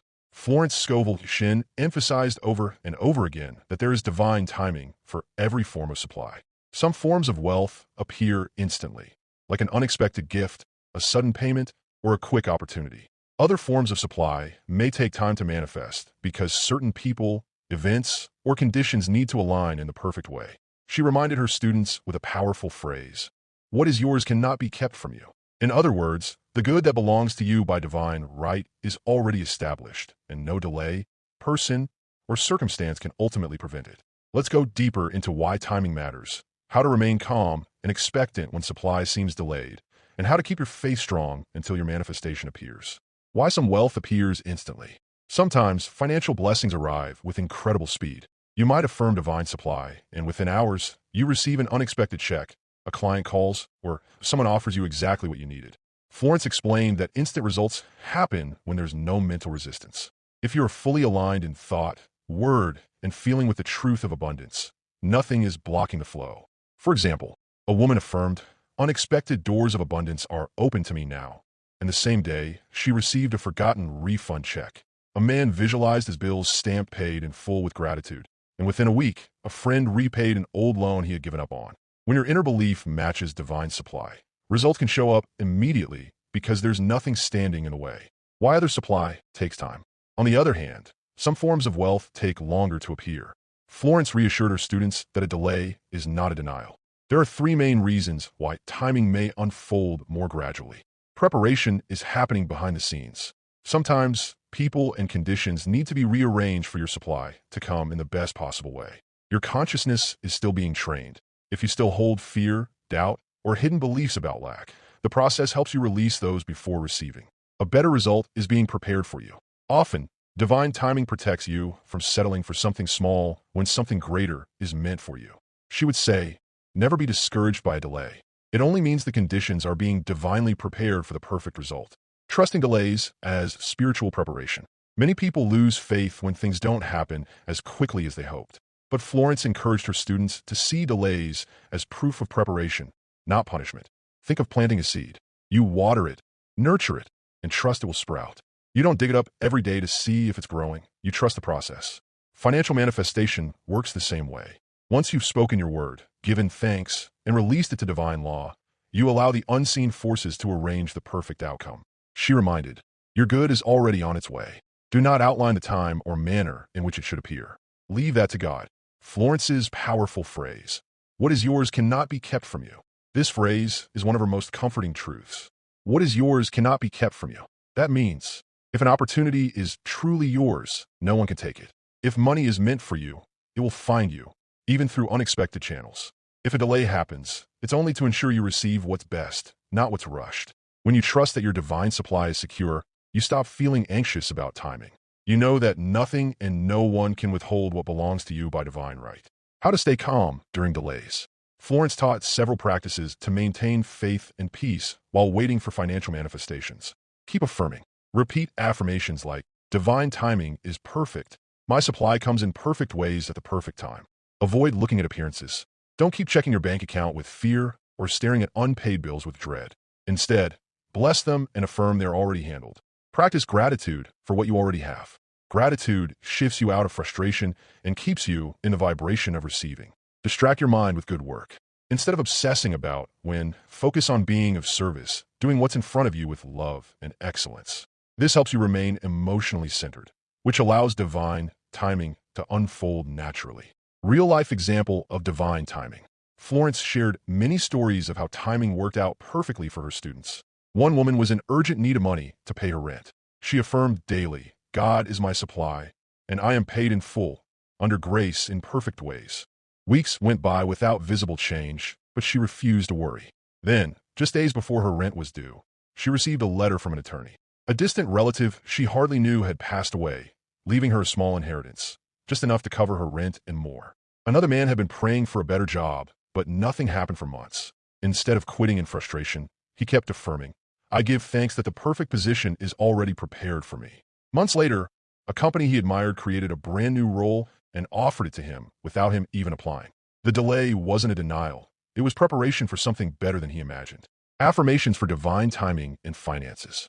Here are some affirmations Florence recommended to help you trust divine timing. I now let go of all worry about when or how. My supply comes in perfect time and perfect ways. What is mine by divine right cannot be lost. It appears now in perfect order. I'm always in the right place at the right time for my financial good. When spoken with faith, these affirmations replace anxiety with calm expectancy, acting as if your good is already on its way. While trusting timing, you can also act as if your manifestation is already on the way. Keep your finances organized, prepare for the opportunities you desire, and live with confidence that supply is inevitable. Florence often said, faith is expectancy. Act as though you have already received, and you shall have it. The balance between faith and patience. Divine timing requires both faith and patience. Faith says, it is already done in the unseen. Patience says, I can wait calmly for it to appear because I know it must. When you balance both, you remain at peace even when circumstances haven't yet changed. And ironically, the less you need it urgently, the faster it tends to appear, because you're no longer blocking the flow with fear. Why divine timing always brings the best. When your manifestation finally arrives, you often realize it was worth the wait. Many times, people look back and say, I'm so glad it didn't happen earlier because now I see it unfolded even better than I expected. Divine timing isn't just about when you receive. It's also about how perfectly it aligns with your life, your needs, and your highest good. So, whenever you're waiting for financial blessings, remember, a delay is not a denial. What is yours cannot be kept from you. Divine timing is always perfect, even if you don't understand it yet. Florence Scovel Shinn often reminded her students that true prosperity is never about taking something away from someone else. Wealth, in its purest form, is infinite and individual. It is not confined to a limited pool where only a few can thrive while others must suffer. Instead, it flows from divine supply, which cannot be exhausted. When you understand this, you realize there is no need for envy or competition. Many people fall into the trap of thinking they must struggle against others to get ahead. This mindset stems from believing in limited resources, imagining that if someone else is successful, it reduces their own chances of success. But Florence dismantled this belief, teaching that prosperity is unique to each person and comes in perfect ways for them. She would say, "What is rightfully yours cannot be taken from you, and what belongs to another cannot be yours." Let's explore why competition and envy block abundance, how to shift into a mindset of blessing other success, and how recognizing your unique prosperity channel frees you to receive more than ever before. Your prosperity is unique to you. Every individual has a unique path to wealth. Florence explained that divine supply comes through channels that are perfectly designed for each person's life, skills, and purpose. Imagine two people in the same field. Both can thrive abundantly without diminishing the other. One person may attract clients through creativity, while another might receive wealth through teaching or innovation. The source is the same, God or infinite intelligence, but the channels differ. This means you don't need to imitate anyone's success path. You don't need to worry about someone stealing your opportunity. You can release fear that there isn't enough for you because what belongs to you will always find you. When you recognize this, the tension of competing with others melts away. Why envy blocks abundance? Florence was clear that envy is a signal of believing in lack. When you feel jealous of another person's financial blessings, you're essentially affirming that you don't believe abundance is available for you as well. She would say that envy is like declaring to the universe, "They have it, but I cannot."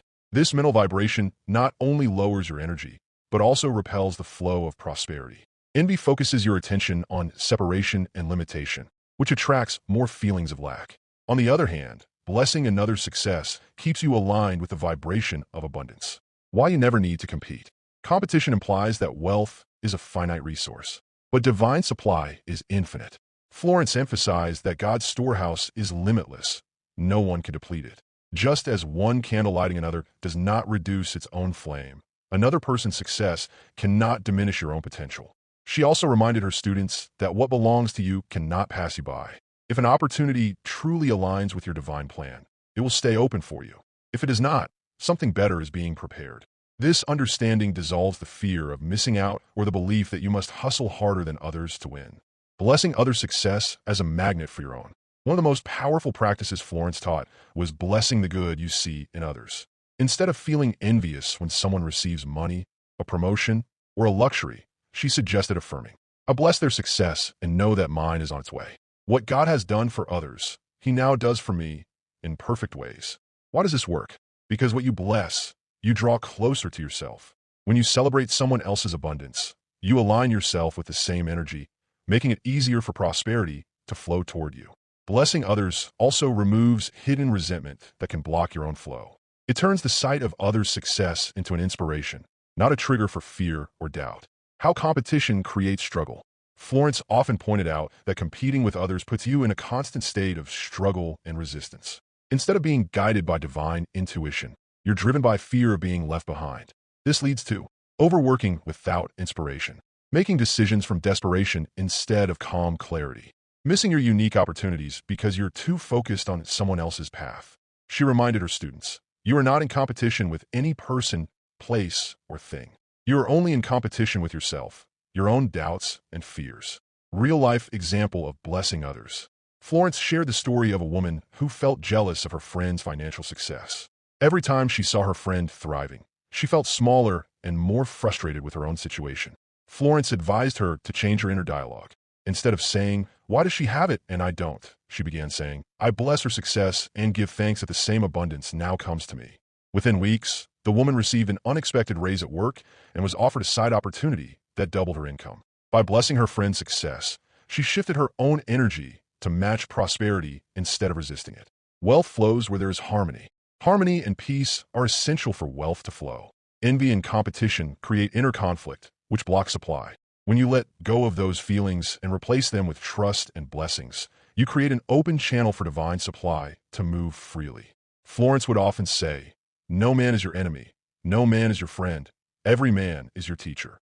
Other success is not there to harm you, but to teach you that abundance is possible and available. Affirmations for wealth without envy. Florence recommended simple affirmations to keep your mind clear of competition and envy. "I bless the success and wealth of others, and I am open to my own unique prosperity. Divine supply is infinite. There is enough for everyone, including me. What is mine by divine right cannot be taken from me, and I do not desire what belongs to another. Repeating these statements reprograms your subconscious to trust abundance instead of fearing lack. Seeing wealth everywhere. Another technique Florence suggested is to train your eyes to see wealth everywhere. Instead of comparing yourself negatively when you see beautiful homes, cars, or successful businesses, say, "This is a reminder of the infinite abundance available to me, too." This keeps you in a state of expectancy and joy rather than envy, understanding that everyone's journey is different. Finally, Florence reminded her students that everyone has a unique soul path. You may not yet see the bigger picture of why someone's success came earlier or differently than yours. Trust that your timeline is perfect for you. She would reassure them, there is no competition in God's kingdom. There is only fulfillment, each in its own time and way. When you release the need to compete or feel envious, you free your energy to focus on your own divine channel of supply. By blessing the good in others and trusting your unique path, you align yourself with even greater abundance. Florence Scovel Shinn taught that money, like all energy, must circulate to stay alive. She often compared it to the flow of water. When water moves freely, it remains fresh and clear. But when it becomes stagnant, locked in one place without movement, it grows stale and unhealthy. The same is true for financial energy. If you cling tightly to money out of fear, you block the natural circulation that allows more to come into your life. She called this principle the magic of giving and receiving. It's a spiritual law that when you give with joy and trust, you set in motion a chain of events that multiplies your good. At first, this might seem counterintuitive. How could you have more by letting go of what you have? But Florence reminded her students that you are never truly losing when you give in faith. You are simply opening the channel wider for more supply to return. Let's explore why giving multiplies money, how to give without fear, and real examples of how this law has worked for countless people. Money must move to multiply. Think of money as a current of energy. Its purpose is not to remain hoarded in fear, but to move into useful service, into helping others, into expanding opportunities. When you allow it to flow outward, you signal trust that there's always more where that came from. Florence would often say, the law of prosperity is circulation. When you send out good, it returns to you multiplied. When you give, you're demonstrating that you believe in abundance. You're proving to your subconscious mind that you are not operating from lack. And because the subconscious reflects your beliefs, it begins to attract more good to you in response. Giving breaks the fear of loss. One of the biggest reasons people hold tightly to money is fear. Fear of not having enough for tomorrow. Fear of unexpected expenses. Fear that no more will come. Florence explained that this very fear is what creates the experience of lack. When you give joyfully, even if it's a small amount, you're making a powerful declaration. I trust the infinite supply of God. I'm not afraid to release this because I know more is coming. This simple act of faith shifts your vibration from scarcity to confidence. And in this new state, you become a magnet for more supply. Giving joyfully, not grudgingly. Florence was clear that it's not just about giving, but about how you give. If you give out of guilt, obligation, or fear, you're not truly aligning with the law. But when you give with joy and gratitude, you activate the real power of circulation. She would say, when you give, bless it as it goes out, knowing it returns to you pressed down and running over. This means that even when you pay bills or debts, you can transform the act by saying, I am grateful to send this out into circulation. It blesses others and returns to me in perfect ways. The law of return. Florence reminded her students of a simple truth. You cannot outgive God. Whenever you give in the right spirit, it will always return multiplied. She explained it like planting seeds. One seed doesn't return just one seed.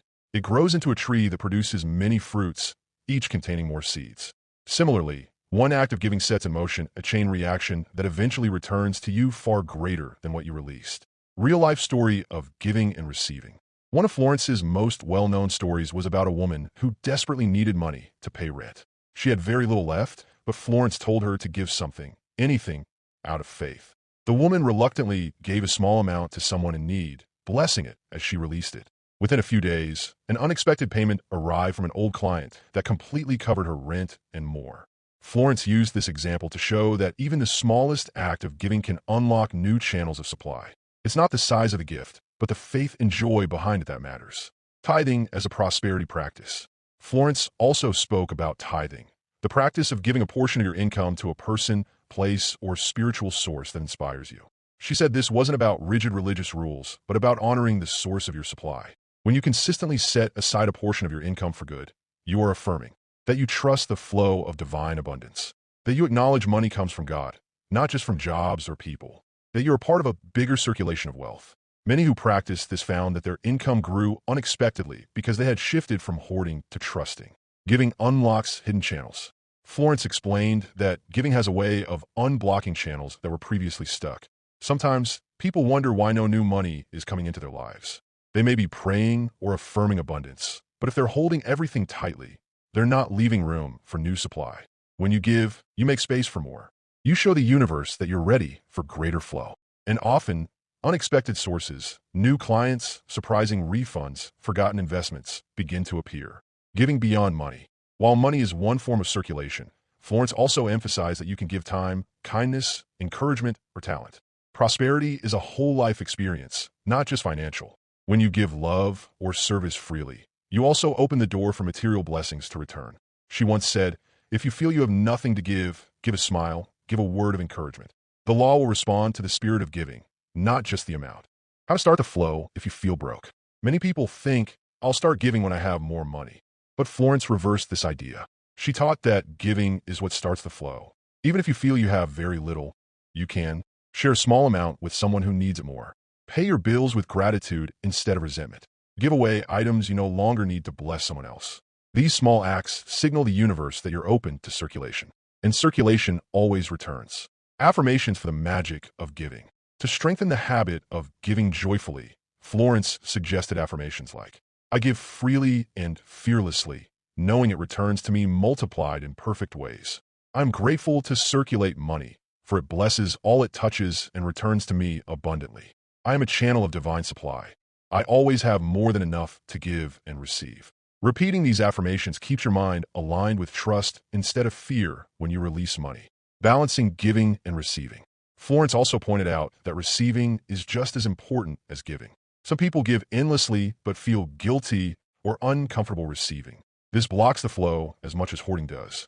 She encouraged students to gratefully accept gifts, compliments, or unexpected help without hesitation, knowing that receiving allows the giver to also be blessed. Prosperity is a cycle. You must be willing to both give and receive. Seeing giving as a spiritual investment. Every act of giving is like planting a seed. You may not see the immediate return, but over time, the law works unfailingly. Florence called this spiritual investment. When you give to a cause, a person, or even pay for something with love, you're investing in your own future prosperity. The return may not come directly from the same source, but it will always find its way back through another channel. The joy of circulation. Finally, Florence reminded her students that true prosperity is joyful circulation. When you give freely, bless what you have, and trust the return, you live in a state of constant flow. Money is no longer something to fear or cling to. It becomes a tool for blessing yourself and others. The magic of giving and receiving is one of the simplest yet most powerful ways to multiply wealth. When you release money in faith, it always returns to you, expanded and enriched. Florence Scovel Shinn taught a revolutionary idea for her time, and even for ours, that money is not purely material, but a spiritual substance in visible form. She emphasized that money is simply an outer symbol of inner supply. It is a tool, a channel, a medium through which the divine expresses abundance. Understanding this truth changes how we see money, how we treat it, and how we attract it. For many, money carries heavy emotional weight, fear, guilt, shame, and even resentment. Some have been taught to see it as worldly, as something separate from spiritual life. Florence dismantled this false belief by teaching that God is the source of all supply, and therefore money, when rightly understood, is simply an extension of divine substance. In this segment, we'll explore why money is spiritual in essence, how Florence encouraged people to speak to their supply, and how to dissolve guilt or hesitation around enjoying wealth and luxury. Money as spiritual energy. Florence often said that all substance originates in spirit. What we see as material wealth, coins, bills, bank balances, or even luxury possessions, are all outward symbols of the infinite, invisible supply of God. She explained it like this: God is your supply, and money is God in action as the symbol of exchange. Just as sunlight is a visible expression of the unseen energy of the sun, money is simply one of many visible ways that divine abundance shows itself in the physical world. When you begin to see money not as something separate from God, but as part of the same divine energy that gives you breath and life, you remove the sense of struggle. Money stops being something you must chase or fight for. It becomes something that flows naturally as you align with the source. Why money is not evil. A common belief that keeps people in lack is the misinterpretation of money is the root of all evil. Florence pointed out that the original meaning from Scripture is different. The love of money is the root of all evil. Money itself is neutral. It's simply a tool. It can be used to create good, to bless others, to bring comfort and progress, or it can be misused. But the substance itself is not evil. It takes on the intention of the one who uses it. She reminded her students, there is no virtue in poverty. God created you to live a full, rich, abundant life. Rejecting money out of fear or guilt actually blocks the flow of good, because it denies God's expression as supply. Speaking to the supply. One of Florence's most unique teachings was to speak the word to your supply. She taught that everything in the universe is alive with energy, and your words carry creative power. If you feel lack, instead of complaining or panicking, Florence would have you calmly declare, God is my unfailing supply, and large sums of money come to me quickly and easily. Infinite Spirit opens the way for immediate supply. Everything that is mine by divine right comes to me now.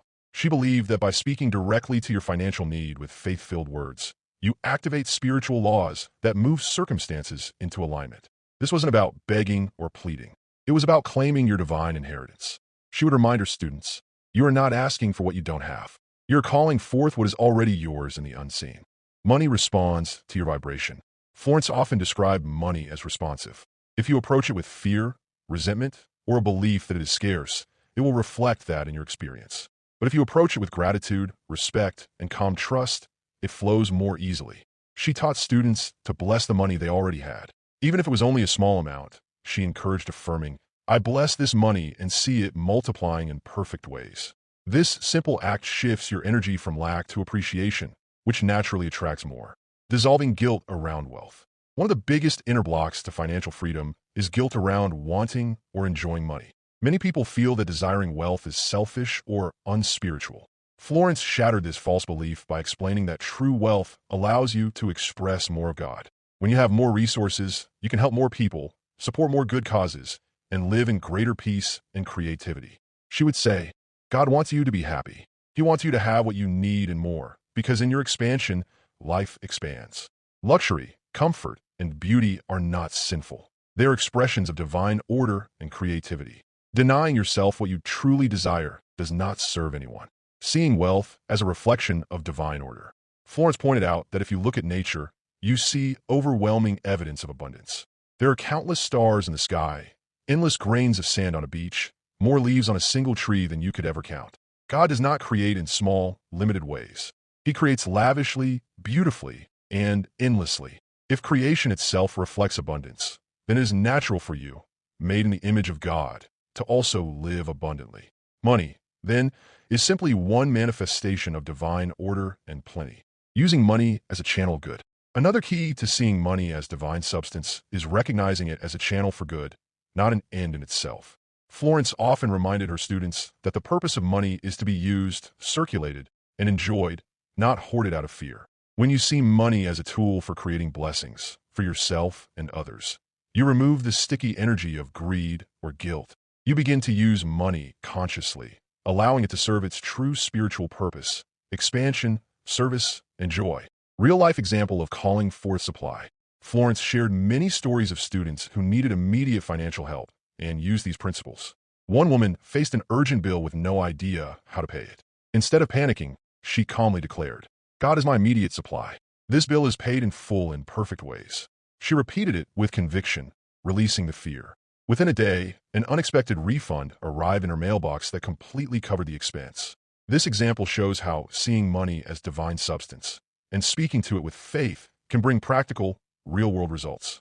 Affirmations for seeing money as divine substance. Here are some affirmations inspired by Florence's teachings to help shift your perspective. Money is God in action, and it comes to me in perfect ways. I bless all the money I have and see it multiplying for good. I am free from all guilt about wealth. I use it wisely and joyfully. God is my source, and I am abundantly supplied. Repeating affirmations like these daily reconditions your subconscious mind, helping you align with the truth of spiritual abundance. Removing the sense of struggle. When you realize money is not something separate or scarce, but simply one form of God's limitless substance. You stop struggling. You stop forcing and chasing. You understand that the supply already exists. It simply awaits your recognition and acceptance. Florence would say, you are not making supply come from somewhere. You are letting it appear from the invisible where it already exists.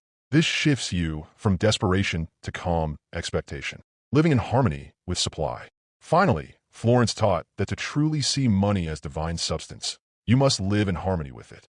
This means using it wisely and gratefully, blessing it when it goes out and when it comes in, seeing it not as the goal, but as a natural result of spiritual alignment.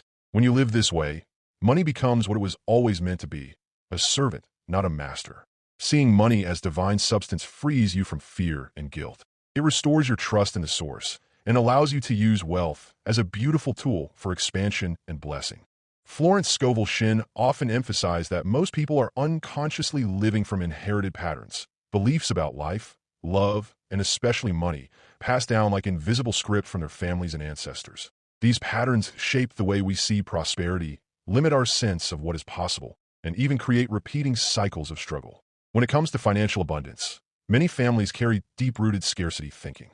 It might sound like money doesn't grow on trees. We're just not the kind of people who get rich, or you have to work yourself to the bone to have enough. These ideas, spoken repeatedly over generations, lodge themselves into the subconscious mind like seeds that continue to grow until someone consciously decides to uproot them. In this segment, let's explore how inherited beliefs about money affect your flow, how to consciously break generational scarcity patterns, and how forgiveness can liberate not only you, but your entire family line from poverty programming. How family beliefs shape your money story. When you were a child, you absorbed everything you saw and heard without question. If you grew up hearing constant worry about bills, watching your parents argue over expenses, or observing that there's never enough, you naturally developed a subconscious connection between money and stress. Perhaps your grandparents lived through a time of war or economic hardship and taught your parents to save every penny out of fear. Or maybe your family lived paycheck to paycheck and believed wealth was only for other people. Florence would say, children are deeply impressed by the mental atmosphere around them. Even if your parents never directly told you money was bad, their energy, whether anxious, fearful, or resigned, created an inner blueprint. Without realizing it, you may still be living out these old patterns, thinking, I have to work endlessly just to survive. People like me never get ahead. It's selfish to want more than just enough. But these beliefs are not divine truth. They are simply inherited ideas that can be released and replaced. Recognizing ancestral scarcity patterns. Take a moment to reflect. How did your family talk about money when you were young? Were they constantly worried, arguing, or afraid of not having enough? Did they resent people who had more, thinking they must have cheated or been lucky? Did they make you feel guilty for wanting nice things or dreaming of wealth? These patterns often run deeper than you realize. You might notice that even now, as an adult, you feel anxiety when you spend, or you sabotage opportunities because a hidden voice whispers, people like you don't deserve that. Florence reminded us that we are not bound by the past. She said, you can wipe out all past mistakes in a twinkling if you are willing to stand still and see the salvation of the Lord. In other words, the moment you decide to release these inherited beliefs, you start a new cycle. Conscious affirmations to break the cycle. Florence taught that the spoken word has the power to cut off old patterns at their root. By consistently declaring truth, you dissolve the subconscious hold of ancestral scarcity. Here are affirmations inspired by her teachings to consciously break generational money limitations. I am free from all inherited beliefs about lack. I choose divine abundance now. My family's past does not define my future. God is my source, and His supply is endless. I bless my ancestors with love and release their money fears. I live in infinite prosperity. I create a new pattern of wealth and ease for myself and all who come after me. Speaking these affirmations daily rewrites your inner dialogue and slowly shifts your vibration from inherited lack to personal empowerment. Forgiving family money stories. Another crucial step Florence emphasized is forgiveness. Often, we hold unconscious resentment toward parents or family members for their attitudes about money. Maybe you feel they should have taught you better or should have provided more. Or perhaps you carry guilt because you now desire a level of wealth they never reached. Florence would say, forgiveness clears the way for new blessings. When you forgive your family for their money stories, you free yourself from the emotional weight of the past. Try this simple forgiveness prayer. I forgive my parents and ancestors for any limiting beliefs they passed down about money. They did the best they knew at the time. I release them with love and gratitude. I now choose divine truth. I am abundantly supplied. As you release judgment, you also release the subconscious ties that keep repeating their experiences. Seeing ancestral struggle with compassion. It's important to remember that your family's scarcity patterns were not intentional harm. They were born from their own life circumstances, perhaps times of economic depression, social limitation, or personal fear. Florence often reminded her students, people cannot give what they do not have. If your parents or grandparents didn't know spiritual truth about abundance, how could they have taught it to you? By viewing their struggles with compassion, you shift from resentment to understanding.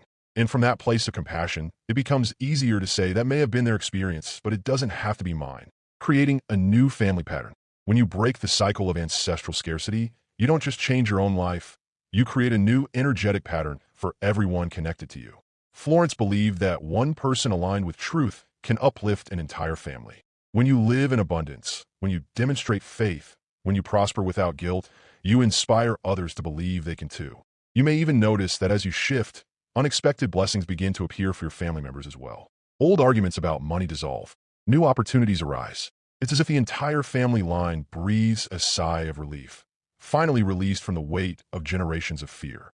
Example of breaking generational lack. One of Florence's students shared a story of growing up in a family where poverty was constant. The parents believed rich people are greedy and told the children, "We'll always be poor. It's just who we are." As an adult, this student struggled with constant under-earning and sabotaged every financial gain. After working with Florence, she began daily affirmations such as, "I am free from my family's past. I live in divine abundance now." She forgave her parents for their limiting beliefs and began blessing the small amounts she had. Within months, she was offered a new job with triple the income, and soon after, she was able to support her family in ways they never imagined. Her shift not only changed her life, but also opened her parents' hearts to new possibilities. You are the turning point. You were born into your family for a reason, and part of your purpose may be to end the cycle of struggle that has persisted for generations. By choosing faith over fear, abundance over lack, gratitude over resentment, you become the bridge that moves your entire lineage forward. Florence said, "There is no power in the past. The power is only in the present moment, where God is." Right now, you have the power to forgive your family's financial history. Release their limiting beliefs with love. Speak a new word of truth that creates abundance for you and for those who come after you. Affirming a new legacy. Imagine this for a moment. You create a life where money flows easily, where your children or loved ones grow up knowing there's always enough.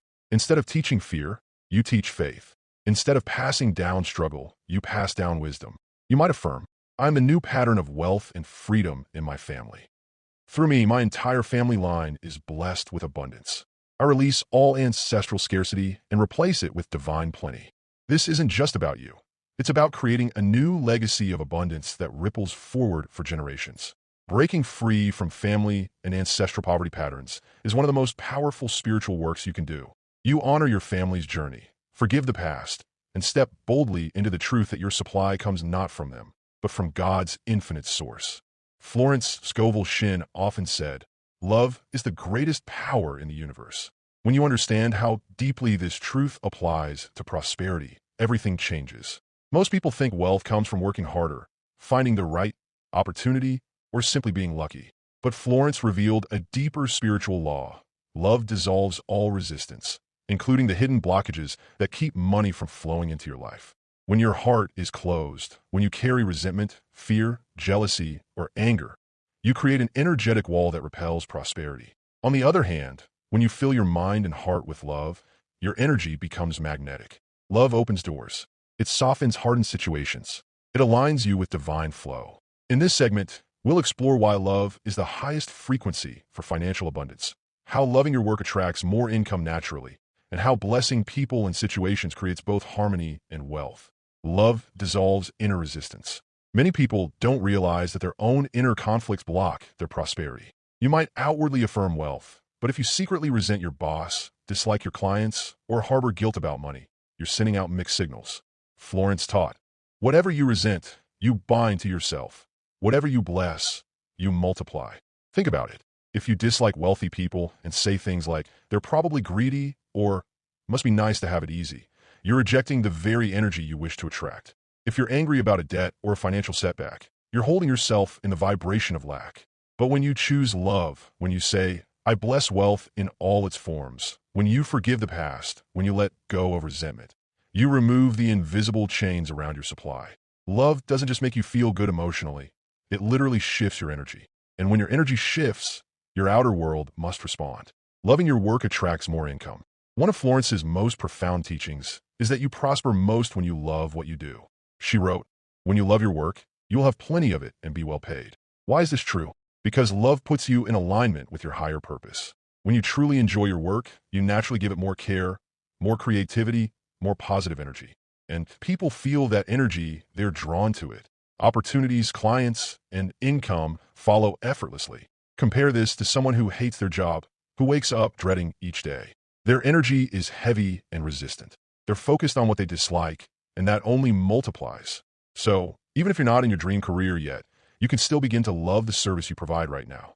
You can choose to see your work as meaningful and as a stepping stone to greater opportunities. Try this affirmation. I am divinely led to the work I love, and it loves me in return. My right work brings me joy and abundant pay.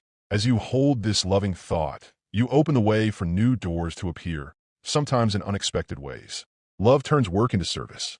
Florence often emphasized the idea of seeing your work as service. When you approach your work with love, not just for the money, but because it benefits others, you align yourself with a higher purpose.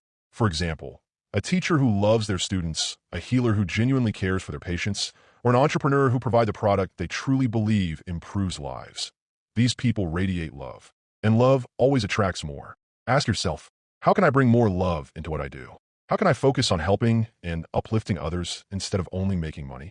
The shift from chasing money to serving with love is profound. Money then becomes a natural byproduct of the value you create, blessing people and situations. One of Florence's most beautiful practices is the simple act of blessing. She would tell her students, bless your bills, bless your boss, bless those who seem to be against you.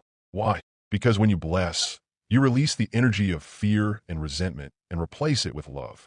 Imagine you have a difficult client who frustrates you. Instead of complaining or sending out negative energy, you quietly say, I bless this person with love and divine harmony. Suddenly, the energy softens. Solutions appear. The situation resolves more smoothly than you expected. Or consider a bill that arrives in the mail. Most people panic or grumble, thinking, more money going out.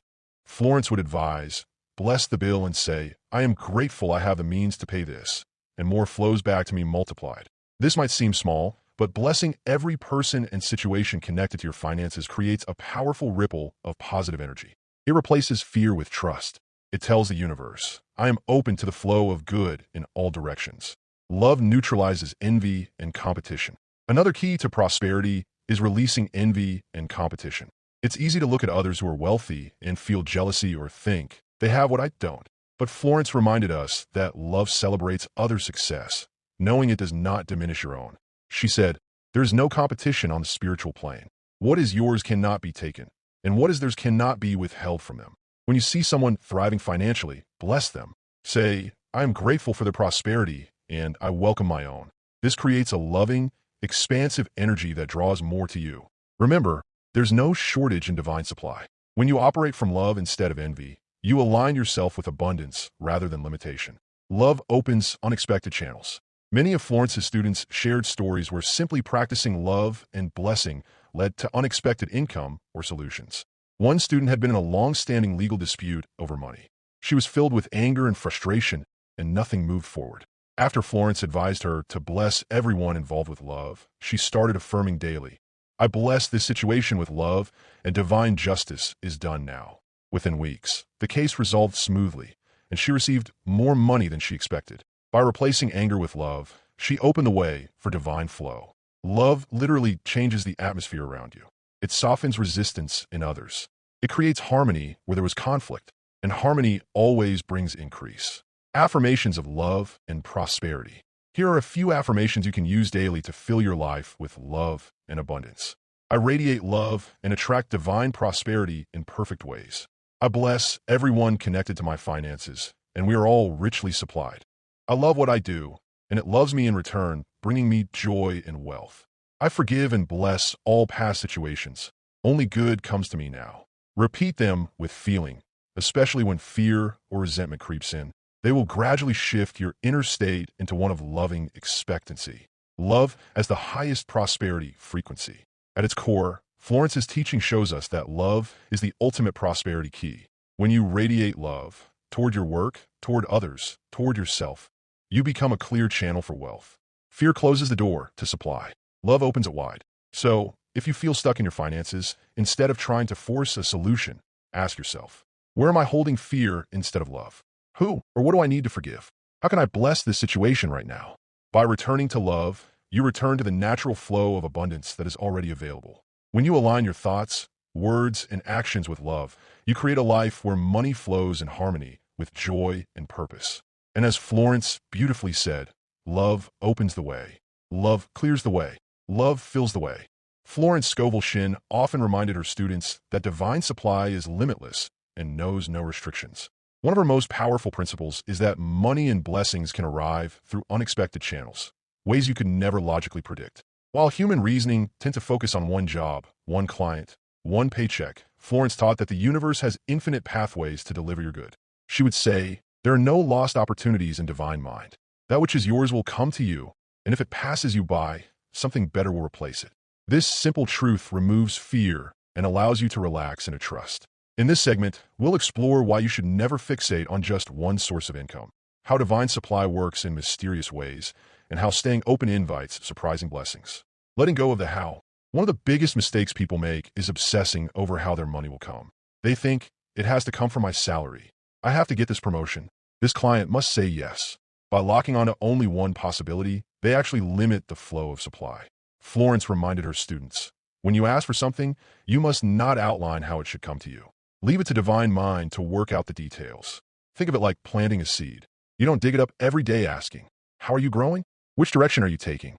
You simply trust the process. In the same way, when you affirm prosperity, you must release the how and allow the universe to choose the easiest and most perfect channel. When you let go of control, you give divine mind the freedom to bring your good in ways far better than you imagined. 2. Infinite channels of supply. If you rely on only one source, like your job, you unconsciously believe that's the only way money can arrive. But Florence reminded her students that God is the source. People and situations are merely channels. For example, if one job ends, another opportunity can appear unexpectedly. If one client cancels, a new client can show up out of nowhere. If one investment fails, another door can open that leads to even more. The source is never the company, the client, or the economy. The source is always divine mind, which has unlimited channels to bless you. Say this affirmation to remind yourself. God is my instant and everlasting supply. I am open to receive through expected and unexpected channels. When you truly believe this, you'll stop panicking when one door closes, because you'll know that divine mind has many more to open. Real-life stories of unexpected supply. Florence shared many testimonies of students who were surprised by how their good appeared. A student in debt affirmed daily, I give thanks for divine supply, which knows no lack. Instead of her boss giving her a raise, which she expected, she unexpectedly received an inheritance from a distant relative she barely knew. Another student wanted a new home, but couldn't see how she could afford it. She released her fear, affirmed divine right supply, and a friend suddenly offered her a beautiful home at a price far below market value. One woman lost her job and thought her only income had vanished. But within weeks, she was offered freelance work that paid more than her previous salary and gave her more freedom. These stories prove that you cannot predict the path. Your job is to stay open and aligned. The how is not your responsibility. Why fixation blocks flow? When you fixate on a single outcome, I must get this deal, or else, you close yourself to other blessings that might be even better. Florence called this outlining, and she warned her students never to do it. Outlining means you demand that the universe deliver in the exact way you want, like saying, this is the only way my supply can come. But what if divine mind has something 10 times better prepared for you? For example, you might pray for a promotion at your current company, but perhaps a completely new role at another company is waiting, offering better pay and growth. If you're locked into one narrow outcome, you might miss the bigger blessing. Instead, affirm the essence of what you desire: more income, more freedom, more joy, but leave the channel open. Florence's affirmation was, this or something better now manifests for me in perfect ways under grace. This way, you're not limiting divine mind, you're trusting it. Divine timing and perfect order. Sometimes the unexpected channel of supply involves perfect timing. You might think, it should have happened by now, But what you don't see is that divine mind is rearranging circumstances for your highest good. Florence would remind her students, there are no lost opportunities. That which is yours cannot be kept from you. What seems like a delay is often divine timing preparing the way. Perhaps the person who will help you is still being guided. Perhaps the opportunity needs to mature before it can appear. When you stay calm and expectant, you allow the timing to align. Opportunities can come from strangers. One beautiful lesson in Florence's work is that your blessings aren't limited to people you already know. Divine mind can use strangers, distant connections, or even chance encounters to deliver supply. A woman prayed for more income and was unexpectedly offered a business partnership by someone she met at a social event. A man affirmed, new channels of supply are opening now, and the very next day, a former colleague he hadn't spoken to in years called with a lucrative opportunity. These are not coincidences, they're divine orchestration. By staying open, you allow the unexpected to find you. The energy of detachment. So, how do you remain open to unexpected channels? By practicing detachment. Detachment doesn't mean you don't care about the outcome. It means you release the tight grip of fear. You trust that your supply is already assured, and you let go of the need to control the process. Try this affirmation. I'm open to receive. I do not limit God by my reasoning. Supply comes to me in perfect ways. This relaxed, trusting attitude actually creates the space for miracles. When you're anxious, you're closed. When you're calm, you're receptive. Unexpected channels as proof of divine order. When supply comes in a way you never imagined, it's a powerful reminder that you're not doing this alone. You're co-creating with a higher intelligence that sees beyond your limited view. Florence saw these moments as proof of divine order.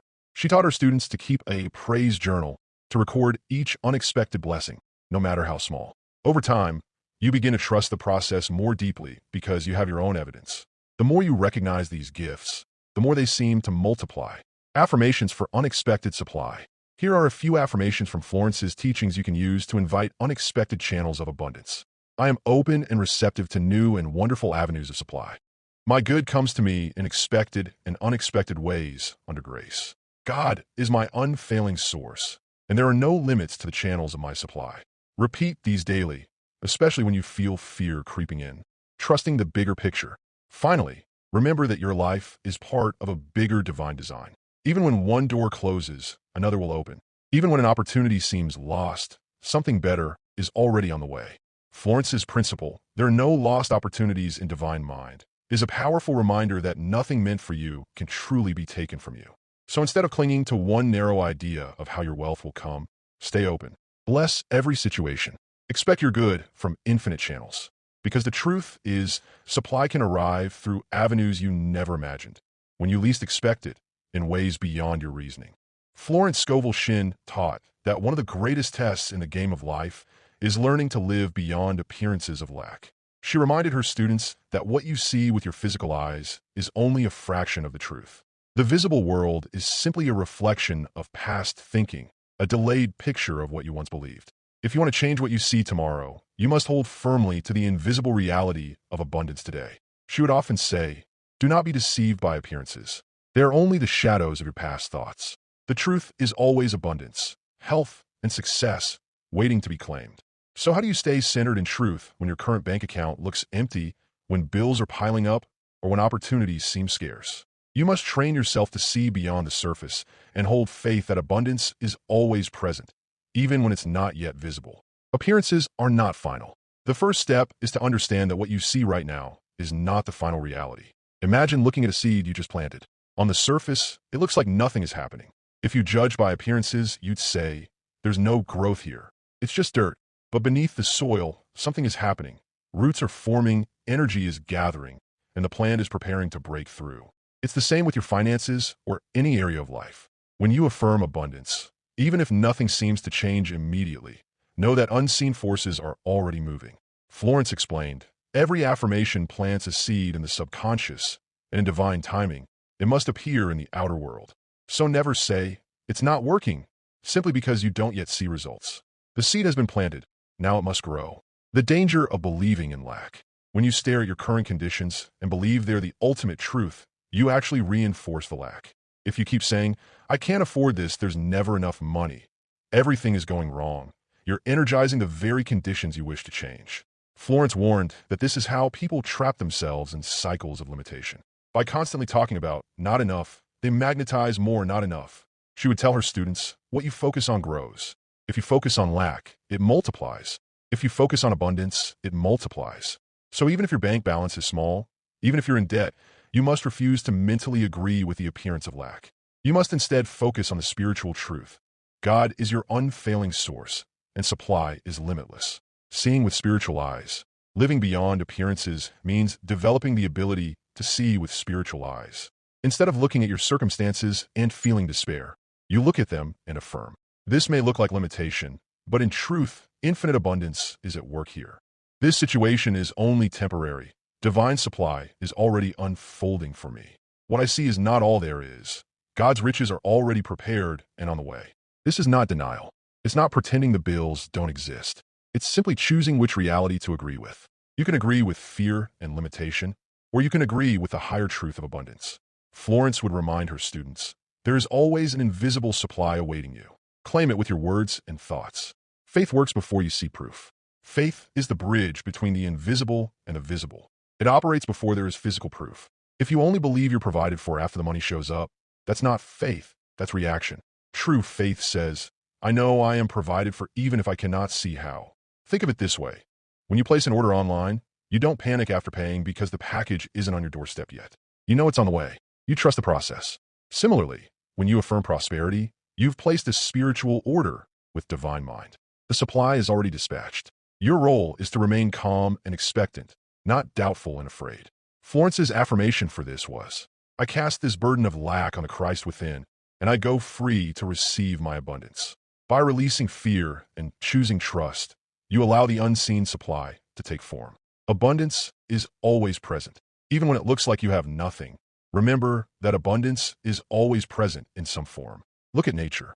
The earth never runs out of trees, flowers, sunlight, or air.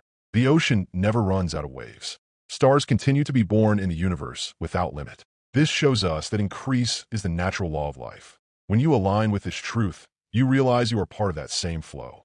Lack is unnatural. Abundance is the divine default. Florence would often say, you are connected to the source of all wealth. When you align your thoughts with truth, you open the channel for it to flow. So even if your wallet seems empty, remind yourself that the real supply is not the money. It's the divine source behind it. That source can never be depleted. Refusing to panic. One of the most powerful lessons Florence taught was refusing to panic when appearances look grim. Imagine you're facing an overdue bill and fear tries to take over. In that moment, you have two choices. Give in to fear and start saying, I'll never make it. I'm doomed.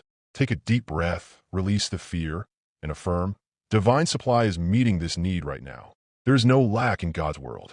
She gave countless examples of students who chose calm expectancy over panic and were met with surprising solutions. Unexpected checks, new work, even gifts from strangers. This shows that the solution is always closer than you think. But panic blocks it. Faith unlocks it. Simple practices to see beyond lack. To train yourself to live beyond appearances, Florence suggested simple daily practices. Speak affirmations aloud. For example, I look beyond appearances and see the truth of God's abundance. Bless your current situation. Even if it seems small, bless the money you have. Say, I bless the substance I have, and it multiplies. Visualize the desired outcome. Picture the bill paid, the account full, the opportunity open. Let your imagination see what your eyes can't yet see. These practices shift your focus from fear to faith. A story of trusting beyond appearances. Florence shared a story of a woman who had lost her job and had no idea how she would pay her rent.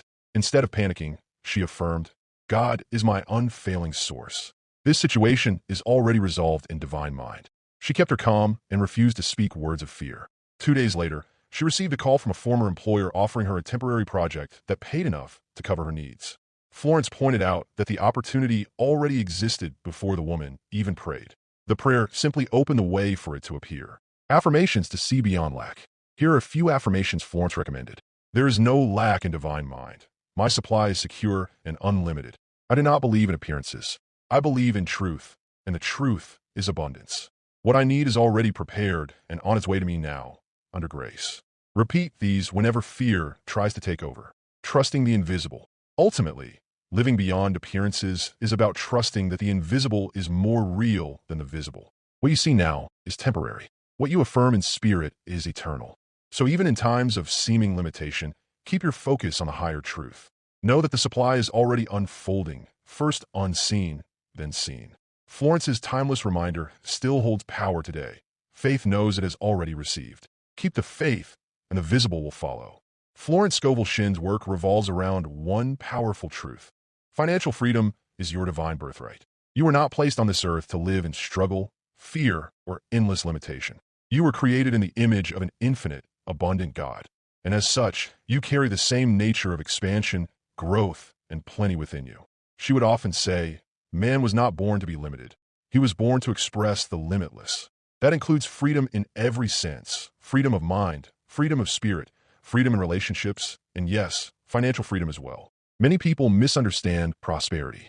They see it as something selfish, something materialistic, or something to be ashamed of. But Florence's teaching reframed the entire idea. Prosperity is simply the outward evidence of an inner alignment with truth. It's a natural result of living in harmony with spiritual law. So let's explore how accepting prosperity as your birthright honors God's nature as infinite supply, and how you can make abundance a natural, permanent way of life. You were created for freedom. At the core of Florence's message is the idea that lack, limitation, and bondage are not divine plans. Think about it.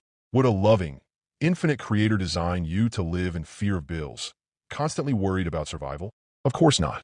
Just as the sun naturally shines, God naturally provides. The limitation we see in the world is not a reflection of divine will. It's a reflection of human misunderstanding and disconnection from spiritual truth. When you truly grasp this, something shifts. You stop believing that you have to beg for your good or earn it by suffering. Instead, you realize that you're meant to be a channel for divine abundance, not for your ego's sake, but so you can live fully and also bless others. Florence's words are simple but profound. No man need be poor, for abundance is his heritage. It is up to him to claim it. Accepting prosperity is an act of faith. For many, the hardest part isn't creating wealth. It's allowing themselves to accept it. If you grew up with messages like, money is evil, rich people are selfish, or we should just be content with little, you may carry subconscious guilt about wanting more. But Florence taught that refusing your good is actually a form of disbelief. She explained that accepting prosperity honors God as the source of all supply. When you say, yes, I receive my divine inheritance, you're affirming that you believe in God's limitless nature. When you refuse it, you're essentially saying, God is limited, and I cannot trust his provision. So every time you allow yourself to receive, whether it's money, opportunities, help, or blessings, you're expressing faith that the divine source is endless, seeing money as a tool for divine expression. Another key point Florence made was that money is not the end goal. It's a tool. When you have financial freedom, you have the ability to express your purpose more fully. You can create, serve, give, and uplift others without being chained to worry. Money becomes a servant, not a master. She would say, money is God in action as supply. That means money, like everything else, is simply a channel through which divine energy flows. It's not dirty or sinful. It's neutral, and it takes on the meaning you give it.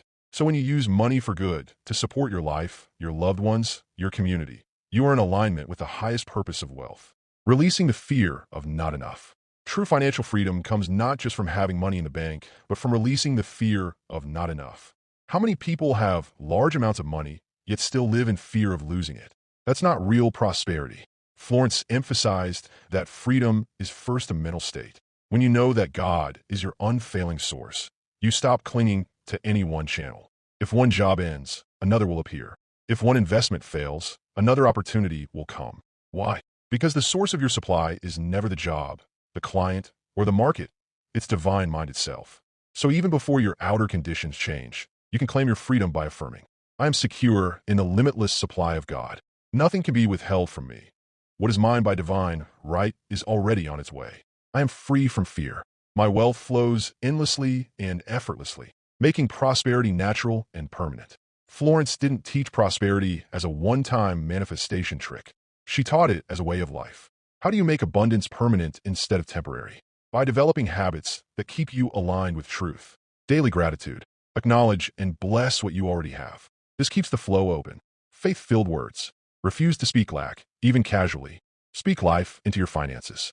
Generous circulation. Share your good, whether through giving, helping, or circulating resources without fear. Inner stillness. Take quiet time to connect with your divine source, reminding yourself that you are always supported. When these become natural to you, prosperity stops being a goal and becomes simply the way you live. Financial freedom serves a bigger purpose. One of Florence's most beautiful insights is that your prosperity blesses more than just you. When you are free from financial struggle, you can help others without resentment. Use your creativity for higher purposes instead of mere survival. Be an example of what's possible when someone trusts spiritual law. So by accepting your birthright of abundance, you're not taking away from anyone else. In fact, you're adding to the world's good by showing that prosperity is available to all who align with divine truth. She would often say, "You cannot help the poor by being poor yourself. You can only help by demonstrating abundance and sharing it, living in harmony with divine supply." To truly embrace financial freedom as a birthright, you must live in harmony with divine supply. That means you don't force or chase. You trust and follow divine guidance. You don't hoard or fear loss. You know more will always flow. You don't envy or compare. You bless others' prosperity and claim your own. When you live this way, money ceases to be a source of stress. It becomes like air, something you trust will always be available. A simple declaration of freedom. Florence gave her students a simple yet powerful affirmation to claim their inheritance. I am divinely provided for. I have everything I need now and always. My wealth is secure, eternal, and constantly increasing under grace. She encouraged repeating such statements until they became your natural way of thinking. Over time, your outer life will mirror this inner conviction. Financial freedom is spiritual freedom. Ultimately, financial freedom is not about piles of money. It's about peace of mind, trust in the divine, and the ability to live your highest purpose. When you realize that you are one with infinite supply, you break free from the chains of worry, fear, and limitation. You step into a life where you know that what you need is always prepared, always present, and always flowing to you in perfect ways. Florence called this the golden path, a way of life where you walk in constant assurance of God's care, claiming your divine destiny. So today, right now, you can claim your financial freedom. You don't need to wait for the right time or the perfect conditions. You can begin by declaring, "I accept my divine birthright of abundance. I honor God by living in the fullness of supply. Prosperity is natural to me. It is who I am." When you claim it inwardly, the outer world will begin to reflect it. Florence's timeless message is simple yet life-changing. You were never meant to live in lack. Financial freedom is not a privilege for a few. It is the natural state of anyone who aligns with spiritual law. So walk forward boldly, knowing that your good is secure. Accept it joyfully, live it fully, and let your life be a testimony to the infinite abundance of God. Here we are at the beautiful close of this entire journey through the game of life and financial abundance, inspired by Florence Scovel Shinn's timeless wisdom. Over these segments, we've discovered that prosperity isn't something distant or reserved for a select few. It's a spiritual law, a divine truth, and a natural expression of who you really are. We've seen how faith triumphs over fear, how your words and thoughts shape your reality, how praise, love, and forgiveness open doors to unexpected supply, and how intuition, right action, and circulation keep abundance flowing. Most importantly, we've learned that wealth is not merely about money. It's about freedom, peace of mind, and living in harmony with the infinite source. Florence taught that life is a spiritual game, and when you know the rules, you can play it with grace instead of struggle. What is yours by divine right cannot be kept from you, no matter what your current situation looks like. The truth is that abundance is always waiting for your acceptance. Now it's your turn to live these truths. Speak words of increase. Hold mental pictures of plenty. Release fear, envy, or guilt around money. Give joyfully, receive gracefully, and trust divine timing. Let your life be a shining example that when you align with spiritual law, everything begins to flow. Before we close, I'd love to hear from you. What was the biggest lesson or realization you had from this series? Share it in the comments. I truly want to know how this teaching is touching your life. And if these messages have inspired you or shifted something within you, please like this video and subscribe to our channel. It really helps us keep creating more powerful content like this, and together we can spread this truth of divine abundance even further. Remember, you are not here to struggle. You are here to thrive. Abundance is your birthright. Claim it today and watch your world transform. So comment your thoughts below, and don't forget to like and subscribe. Let's keep walking this path of spiritual prosperity together.